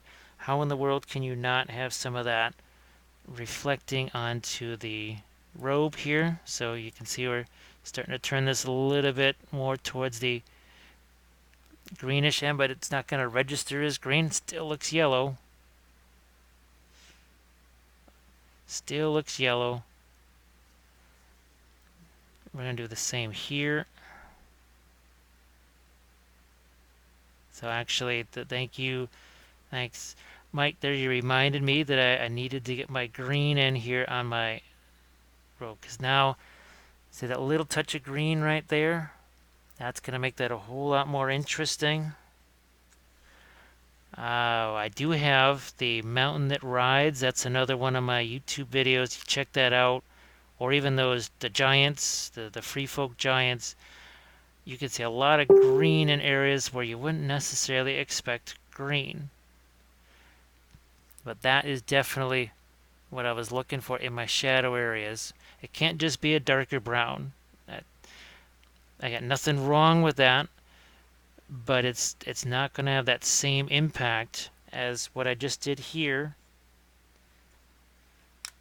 Now we're going to get more of the yellow into this. There we go.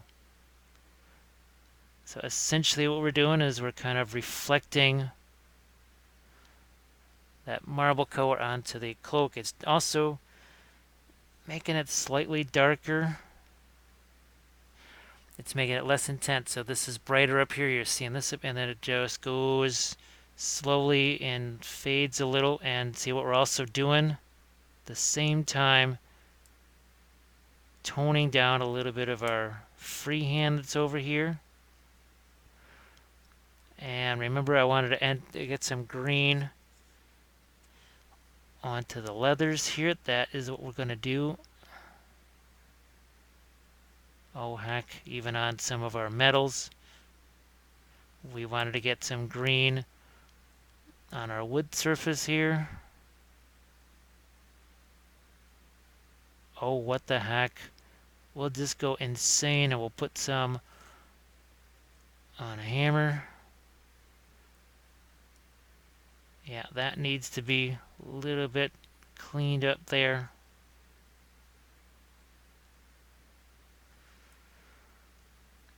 Now these fools really are, they show up much more now. And there was folds there before, but it was just kind of dead. Now I am going to take this on a, can you see that? Okay, good. Let's start to build up some of the freehand that's here. Let's get some leaves out on this. Yeah, I could try and grab some more ochre, but I'm just going to be lazy and use what I've got.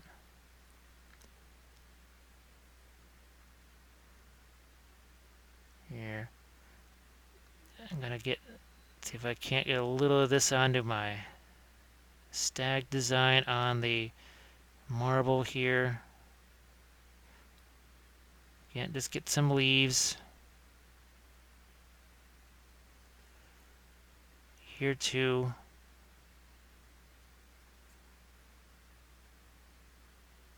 And to the eye, it's just, oh yeah, look, there's yellow leaves on that. Well, it's actually not yellow, it's actually a green.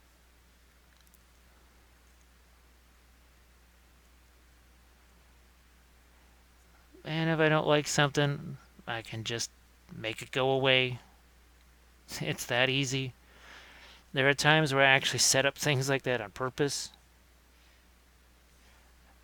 Because oh my gosh, I really wish people wouldn't strip miniatures and stuff. So on Facebook, I was, oh, thanks. Yeah, that was, oh, what's the other project that I'm starting to bounce around in my head? I'm trying to make basically a 3D version for the off-board, the tactics board there. I really want to do something fancy and fun for that. I'm thinking probably, yeah, some kind of throne room with a big old map on the table, and then you got your treasure pile around it, and obviously your envelopes there for your treaties and such.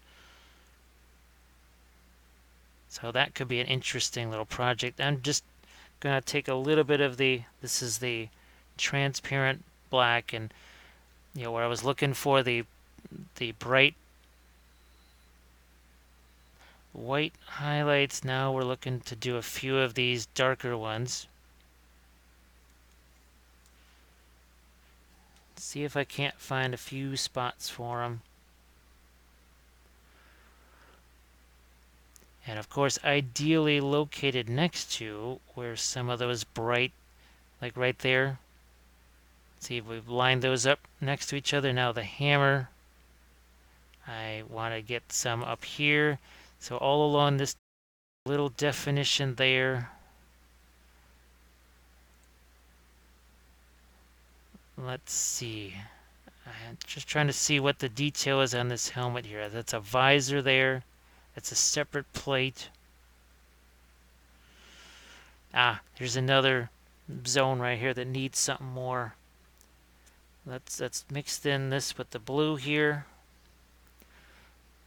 So this area right here just is too plain. There's nothing going on right in here.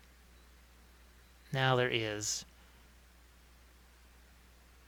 Now we're going to take some of that original, that faded ultramarine blue, carry this forward. Some more. Just a touch of the ivory mixed into it to carry it forward.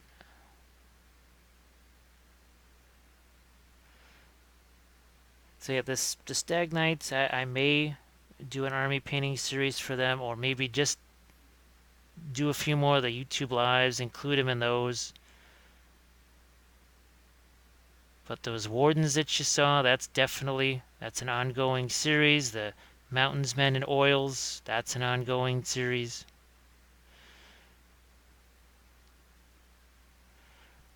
And for sure the Cypher Lords, that's not going to happen probably till after ReaperCon, because, well, they haven't even shipped them to us yet.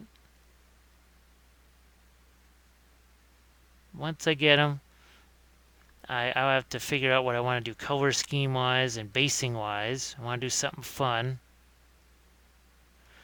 Once again, thinking about these linear things now. I gotta go back to that purple, remember from a while back. I'm gonna see if I can't sneak in a few extra lines this way and that way.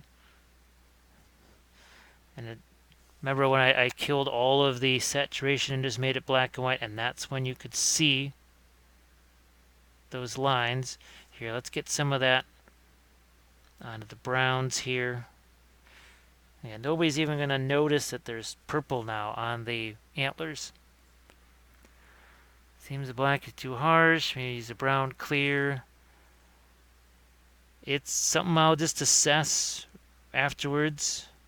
Sometimes when you take the pictures too, it's almost like another whole set of eyes. Okay, I want to get some of that. I don't even know if you could see that. But there's just a touch of purple here.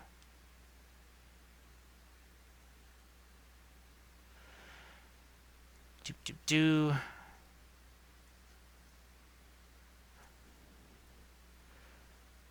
Now I might see freehand wise. We're gonna maybe accentuate this. Just a touch.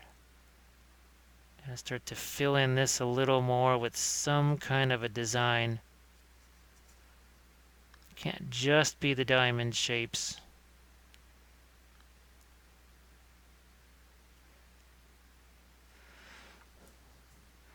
So that's worked out pretty well. Now while we're doing some freehand here, let's maybe play with our Alistair Florent here.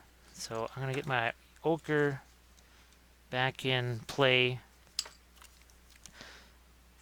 And we'll see what we can do here.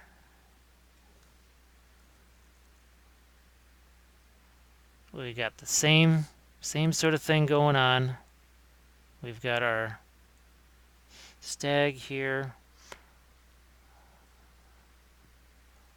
I want to get a little bit of fur texture there. And with these curves, I'm just trying to accentuate some parts of the curves like this. And that's sort of what we did a little bit with the metal. We're just kind of seeking out those linear highlights. All right, let's go like so. I'm going to do the diamond patterns here. Now this is something I kind of set this up earlier in the day with the hope that after painting for 13 hours or something like that, the hand would be pretty well warmed up for things like this. Because as you can see, this is a wee bit on the dainty side. And we sort of found out the hard way years ago that when you drag yourself out of bed in the morning, this really not, or well, after you come home from work or anything like that, this is really not the best thing to start off with. You start off with, well, we always call it grunt work. And sometimes all I do is file miniatures for hours before I ever touch a brush. because I don't feel like I've got the grip, the doing this right now. Uh, Whenever it is, I can crawl out of bed later on this morning. There is no way this is on the menu to start with. Okay, I'm gonna go back a little bit here. Now this is the part where the robe itself and the shape of the robe starts to maybe dictate what you're going to do with your freehand pattern as far as the shading goes.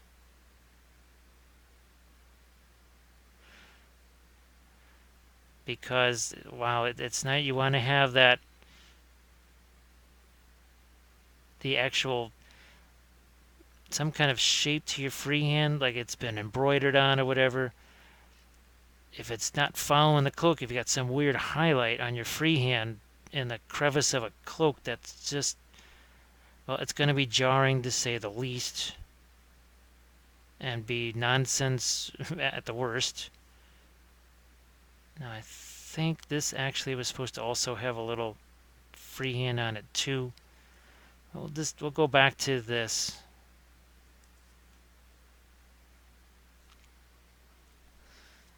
And we'll continue on with, let's see if we can't add a few leaves here and there. They have to be somewhat small, needless to say. And then we've got our diamonds and triangles here. I essentially tried to align whatever freehand I was going to do with what I'd seen on the art on the cards, but also something maybe that I would not hate myself for having to repeat many times over the course of an army. Oh yeah, the dioramas. There was 2004, I believe, for us was the year of the diorama. Pretty much once a week, one of us would create a diorama, and we actually sold those on eBay. That was pretty fun. Basically, that whole year was just every month we put out basically a couple of dioramas each. I know I did Lord of the Rings dioramas. I did Dark Sword dioramas. Now, that blog address that you see scrolling, well, it was just scrolling across. That's got basically a library of a lot of my past projects. The Tomb Kings, the Eldar, Lizardmen, all my Lord of the Rings stuff. But you can see a lot of past projects on there and how they were all done. So we're just trying to accentuate what we've got here. Now let's throw out, oh, what is this? This is burnt orange here. Gonna throw just some of this out here. I think we still got, no, I'm gonna throw some of the transparent purple out too over there. Let's see what we can do. It's a few other places here like this. Don't want that to be too reddish. It's actually more brown than red, at least according to the card art. But I'm also using that to tone down some parts of the freehand here. Remember, in the folds, I'm just trying to think, okay, let's make that just be darker in the folds. Now, I've got my brown over here. We're going to mix that in with it too.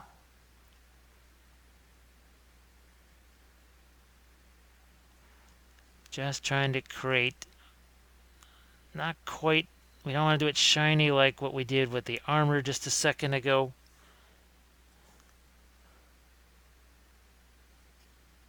But it is, at least when I look at that card art, there's a little bit of reflectivity to it. Leather can be, well, obviously reflective. Oh heck, cloth can be reflective too. Oh, thank you very much, Fuse. Fuse the ice. I think I want to do something similar on what the Stannis there. Now, Shira, I think she has enough room on her cloak for something like that. Well, yeah, along the bottom there, I think we can do something like that.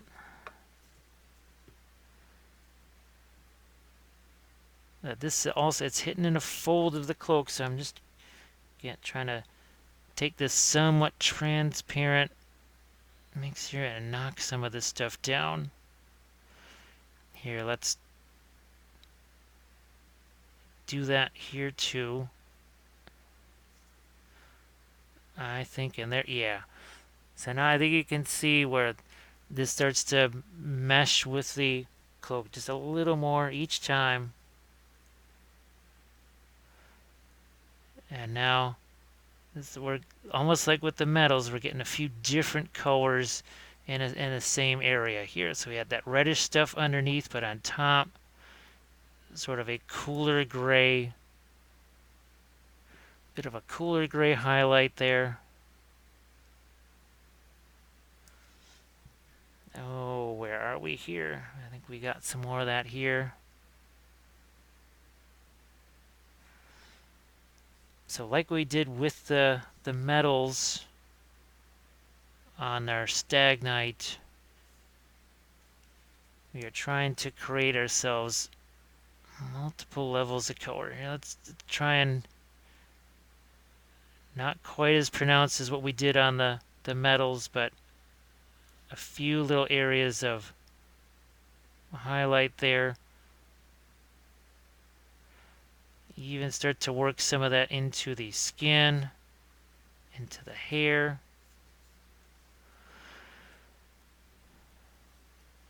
The sword blade here, got to do something with that, and I think we have ourselves a little bit of the faded ultramarine that can go right there, like so.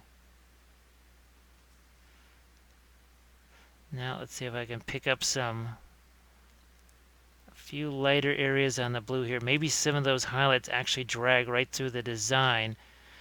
That sets those more towards the background, or integrates them more with the cloak, I guess is maybe a better word for that. We're going to do the same thing right there. The same thing there. It's sort of along the lines when you're trying to paint a tattoo and you get the flesh tone. You do a little, almost a glaze, I guess, of the flesh tone over the top of it.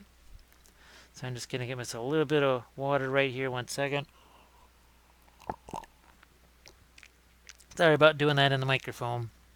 But I think I've been talking for about 2.5 hours or so. I needed a little something there. This is back to a more of a reddish mix almost.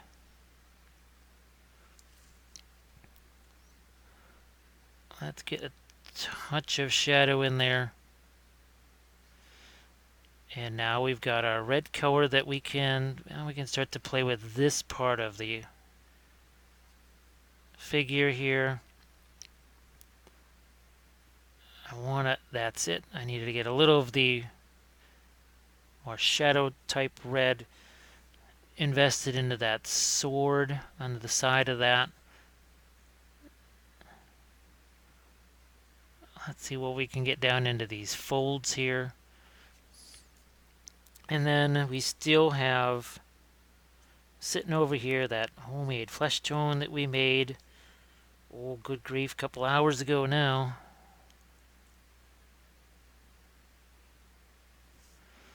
And let's see what we can do skin tone wise here.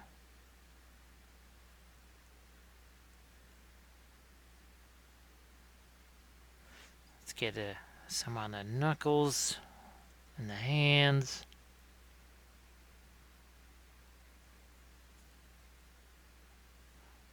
And we need to get a little more shape there too.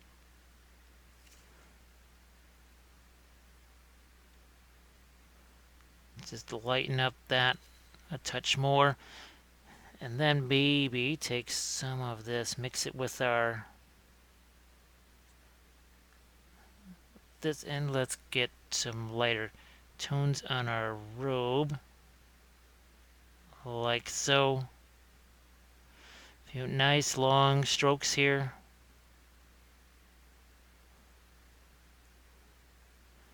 You can see the length of that stroke. It's not tap, tap, tap, tap. It's just boom. One stroke, boom, done with it. That's it. Well, I suppose, if I just have a bag here, or a big bottle of Mountain Dew or something like that, who's gonna know the difference? Who's gonna know? Only me. Well, only me and the carpet and the chair, I guess. Gonna get myself a little bit of that red also stoked in some parts of the skin there. So let's compare. So you can see where I was trying to incorporate a little bit of diamond, because that kind of got established here, so I wanted to do a little bit of that there. But I think here, what I was saying, I don't want to get this quite as contrasty as that. So I think we've got some differences there, different colors, but obviously we haven't gone as far as what we did with our armor.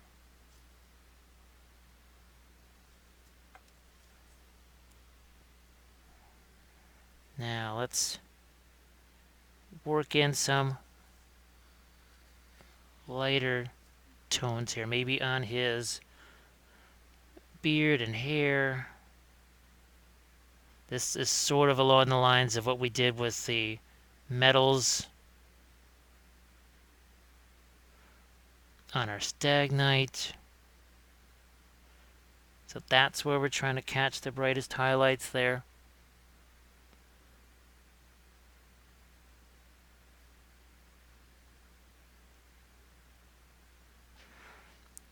And a couple here, maybe even on our small bits of freehand. Again, it's what I saw on the card art. Where are we at here? Let's get some of this back into this yellow. We don't want too much of just white. We want to have some kind of color to it. There we are. So I just needed to complete that part of that little design element there. Let's get some of the hair.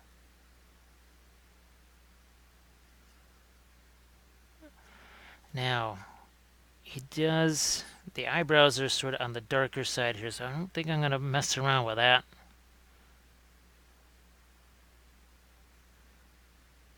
Here, let's get a few lighter areas on those knuckles.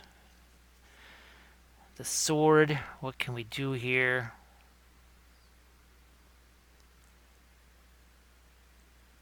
Just looking to get a nice little line along here if I can.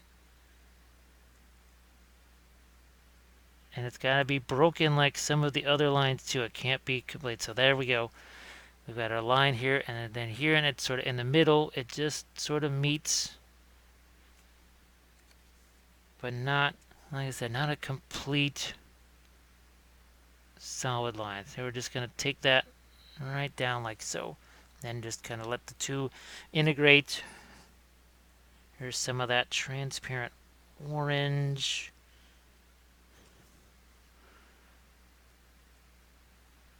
Going to drop that in on some of these gold areas here.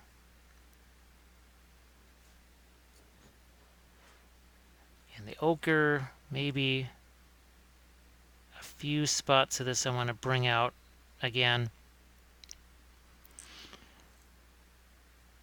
Here we are.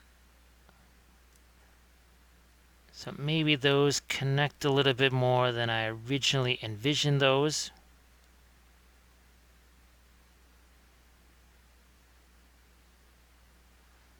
And I think I see the cowl also. Then I've got this belt here. Don't quite know what to do with that, so I am going to... Where is some of the... Yep, we got transparent brown. We'll just throw some of this out here. Maybe mix it with our black. Make some kind of a dark brownish deal here and get some, some kind of difference with that belt.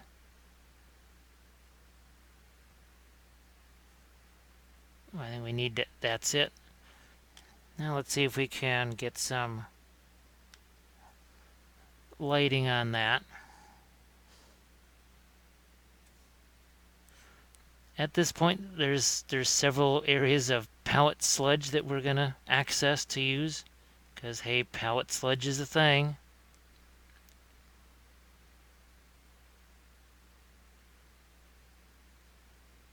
And let's maybe clean up that. Let's get a little bit of the working a little blue there, a little blue into his hair. Maybe even a little blue into the robe here. Like so. I always like putting some of that into that fold because it gets boring otherwise if it's just okay, light, dark, light. Not only is this a little bit lighter, but it also has that little extra pizzazz of having that bluish gray color in there. Just makes it more interesting. And again, we'll go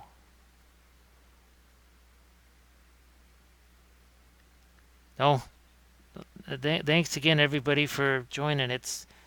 I know Kathy, she knows that people are watching and they're lurking because they're at work or whatever, driving somewhere. They kind of have her on in the background.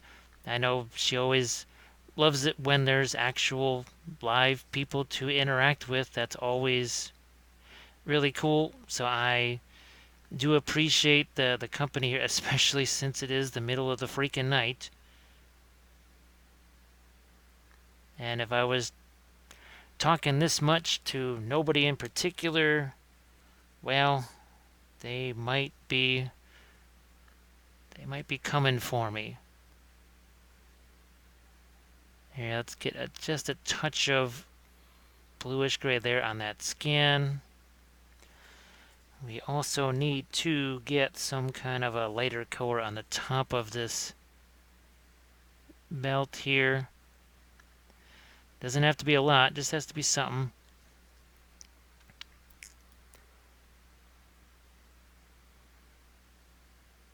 So, and actually, yeah, if you have questions and stuff, you can always shoot me questions. And yeah, so there's the blog address that's scrolling across there.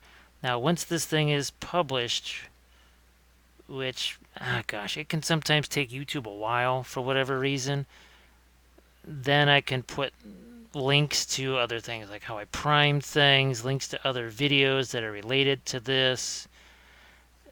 Heck, there's a video on just how to bake Sculpting. So that's, I can do those links. But that's something that's going to happen hours from now, because for whatever reason, it takes YouTube a while to incorporate this and sort of officially publish it.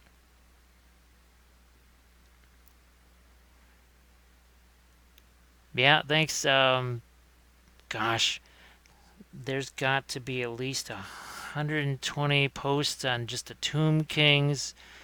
I was just sending links to somebody of the Sister of Battle army and the massive cathedral that I built for that. The Lord of the Rings, the terrain we made for it. big display board.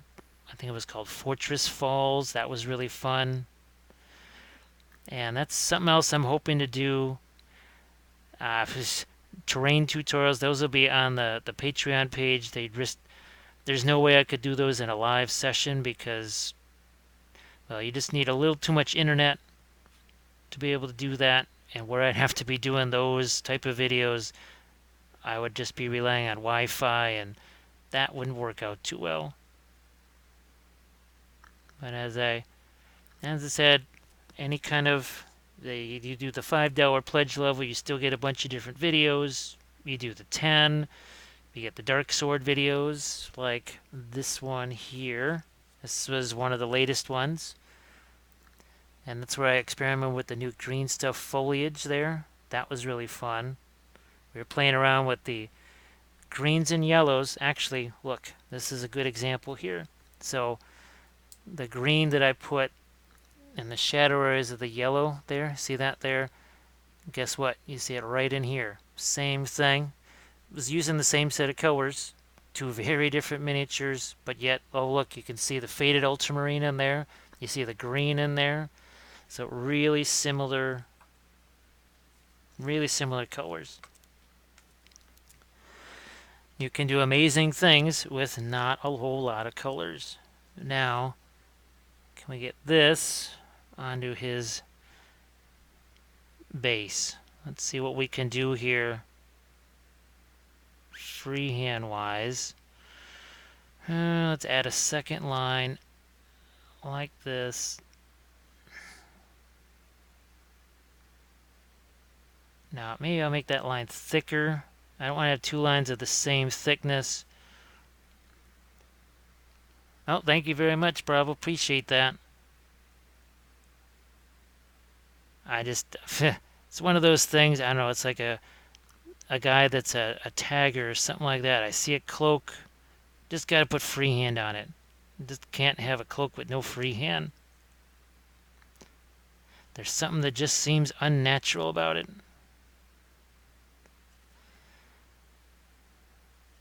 And let's do something like this. This is, again, mimicking some part of the pattern that's on the cloak. Hopefully that's on screen for you. It looks like it is. Oh, we're going to put that over here too.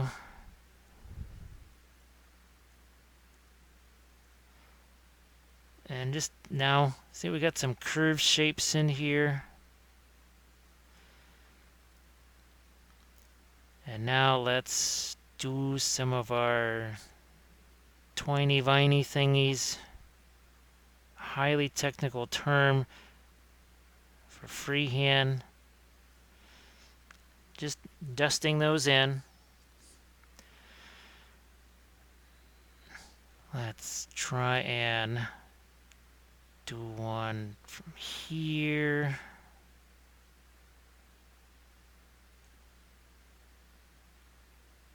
Like so.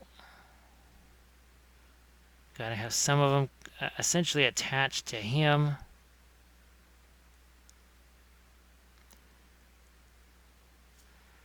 And then we just kind of fill in. And if at this stage you say, I don't really like that, I'm going to start over it. Well, you paint right over it and begin again. It's not that big a deal. You can see how it's more pronounced in some areas than others.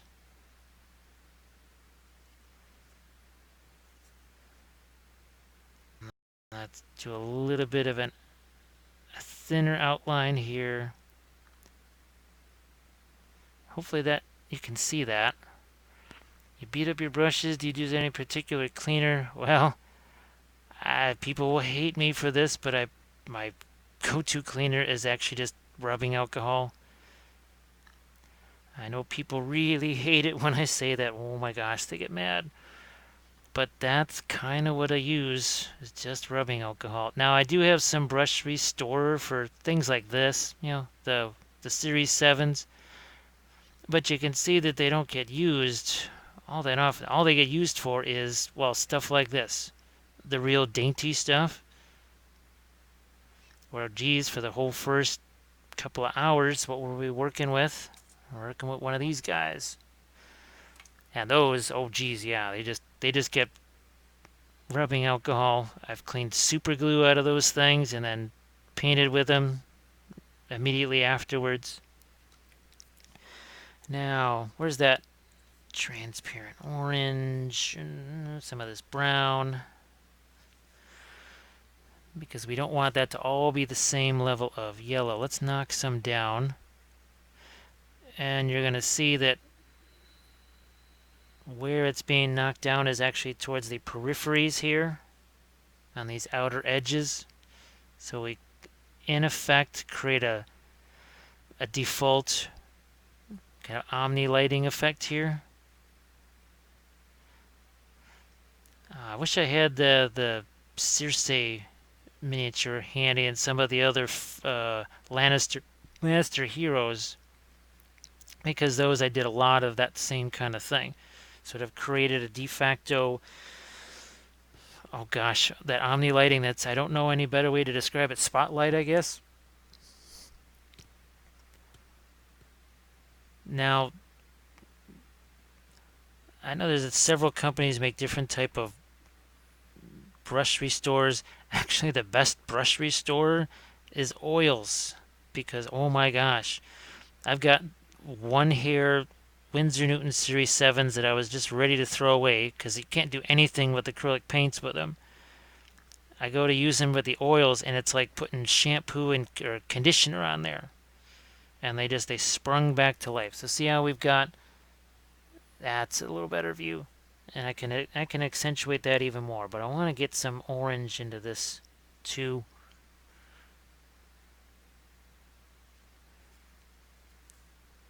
Just trying to orient this so you guys can see it. Here, let's knock this down a little more. That needs to be adjusted too. You can see I'm just doing some really faded things out here.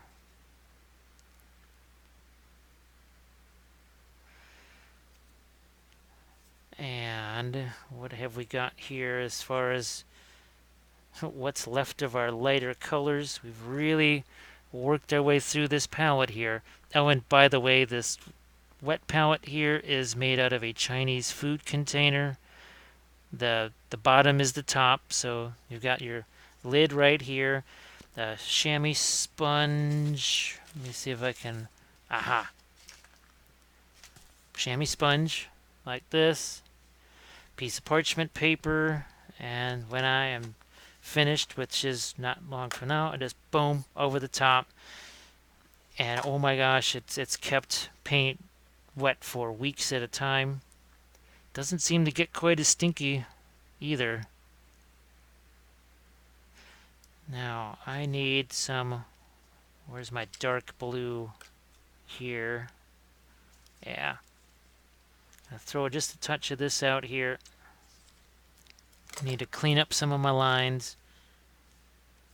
See if we can do that with what we've got left here.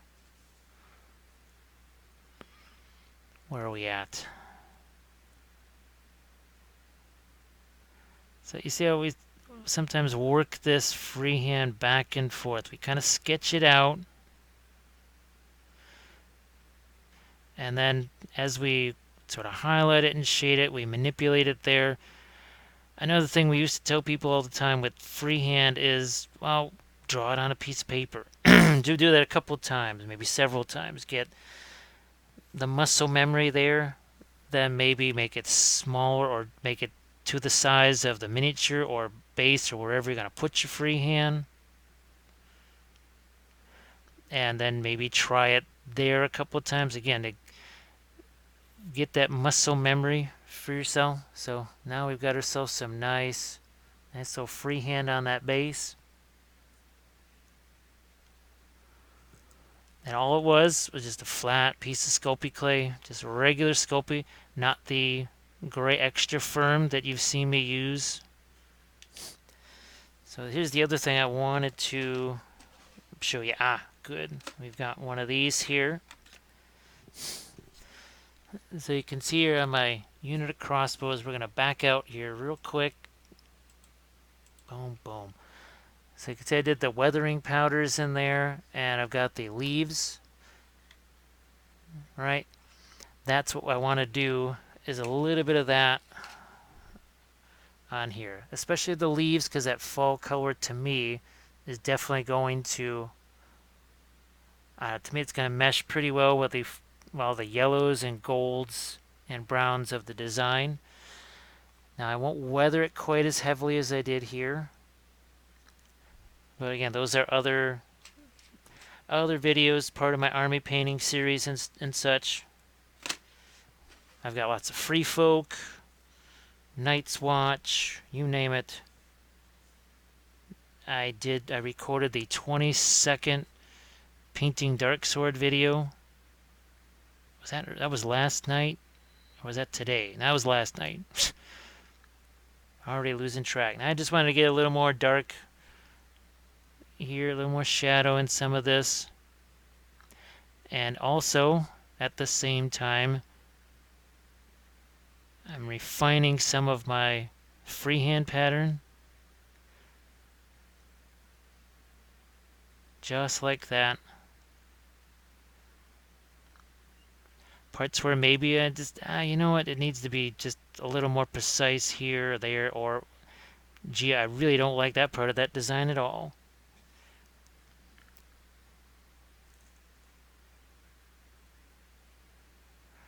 A few more reinforcements of darks there. Let's see what we can do. Or some eyes on this lad. Now he's gonna grab his card real quick. He's kind of looking. He has really dark eyes here, so I'm just gonna assume that that's a thing. We'll try and do that. Try and do that with what we've got. Make sure. Oops. Here, let's get this bigger. There we go. And what I try to do is attach the pupil to the eyelid a bit like that. So see, he's kind of looking off to the side there. Now hopefully you can do that again. Let's reinforce his eyebrows a bit.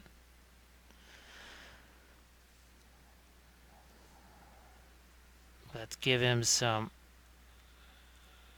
hair right here.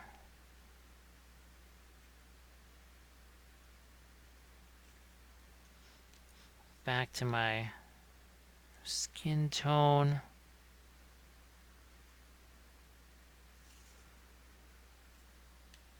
Maybe a few lighter skin tones here. I'm going to throw some of the olive back out there. That's the olive flesh. Yeah, olive flesh.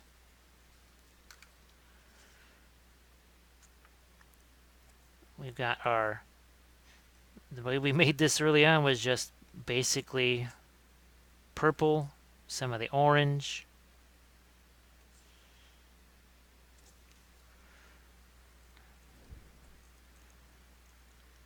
Just looking for some, like on his nose, a little lighter here on the cheekbone. Yeah, just a little bit more there. Touch more on the forehead.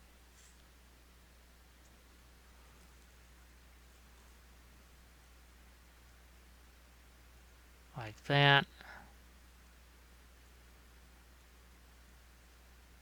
He seems to have an expression of worry on him. Maybe even add a little bit of highlights to that, almost to give it sort of a silk-like appearance. Here, let's work in a little bit of purple in here too.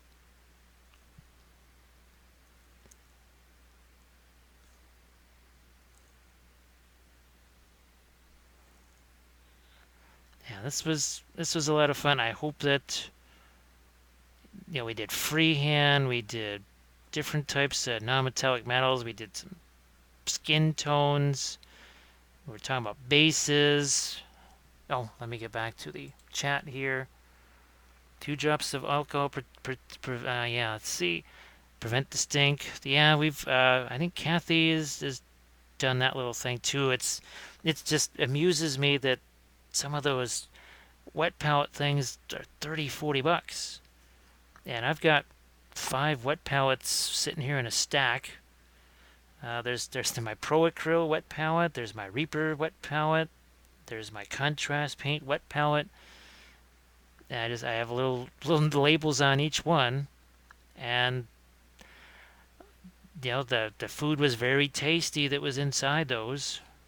I enjoyed the food a lot, and now I get to kind of enjoy it again by using it with my paints. Sometimes it was chicken almond ding, sometimes it was General Tso's. Now, and just see, working on a few little highlights there. And I might go back over here and do a few, especially on the stag here, because that really is supposed to be a part of the overall design. So now this is something, this diamond pattern, it's something I've got to try and integrate now on the rest of the army. That's going to be a challenge. That will most definitely be a challenge. The irony is, you generally have it down packed by the time you've painted the last miniature in the army. You are now an expert at painting the thing you no longer have to paint. It's happened so many times I have lost track. So many times. So we got Alistair going there. We've got our first Stag Knight, basically a color test figure for that. Pretty nifty.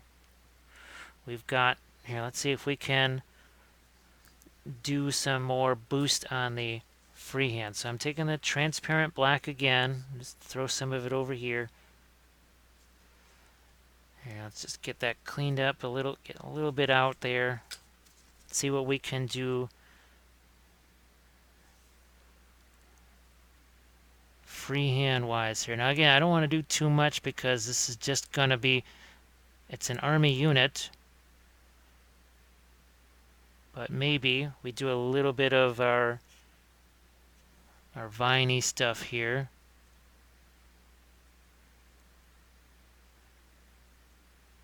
Just something in the corners here maybe.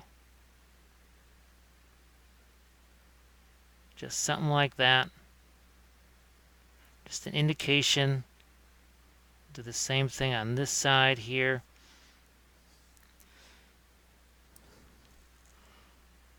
Like you do.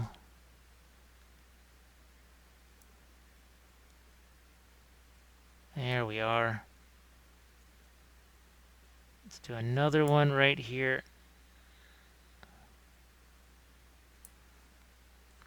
Yeah, this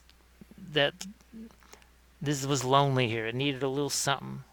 And just it's a favorite thing of mine, throwing these little flowery things in the corners. It's kind of a no-brainer thing. It's not a lot of work.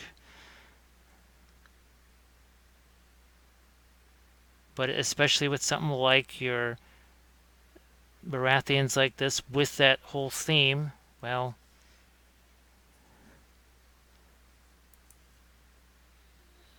alright, I'm doing a couple of shots of brown in here too. Sometimes this is another thing, well, we talked about it earlier, where you do something and you get away from it, you do another thing, you come back to it. It's sort of a fresh perspective. You say, oh, well, alright, yeah, maybe I should tone this down, or, ooh, wait a minute, I should bring this up.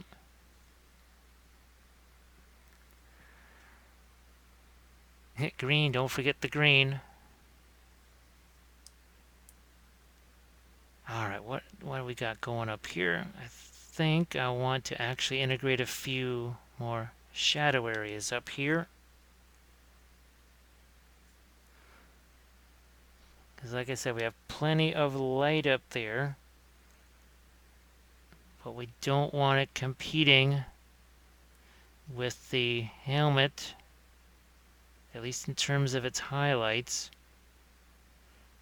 And try and smooth some areas there. And let's see if we can get some more of the bluish gray on here.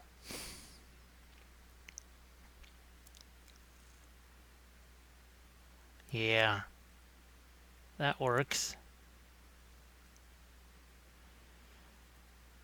Let's see. Well, that's interesting just how dark that was by comparison. Now here's some of that green that we used a while back. I'm really going to start to hit some of these shadow areas on the cloth with that.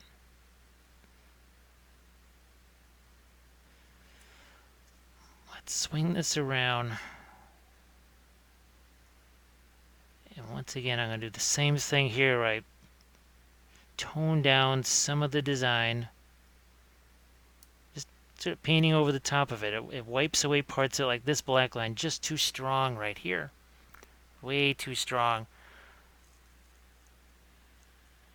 See that tiny little bit doesn't really affect the overall design. It's still there, but now just not quite so in your face.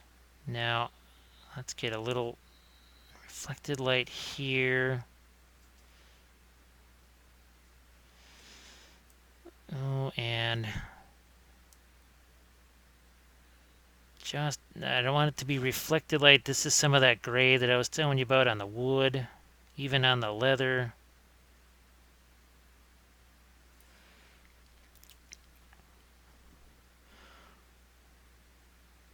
More there on his horn. Yeah. So why do we have this dark right next to where that horn is? Not horn, antler, sorry. Same thing here, we got to do, yeah. This is where just getting away from it for a few minutes and then coming back. Oof, yeah, that really, so glad that I just kind of stepped away figuratively and then came back to it. Wow, that really wouldn't have made much sense. All that dark right next to where that antler was. How can you have a shiny metal surface that's really, really dark right next to where this pretty darn light color antler is? Now, of course, you can sort of drive yourself nuts. It's sort of like at a barbershop with the endless mirrors, one on top of the other. The infinity mirror syndrome, I guess. Okay. Now the glove there, something's got to be done here. I really don't know what's supposed to be happening here. How that's attached. Is it all the way around? Is it encompassing the entire arm, or is it just as a clasp there?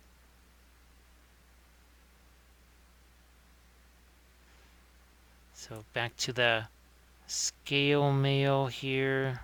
Any little pieces of that just are a little less refined, that should be more refined.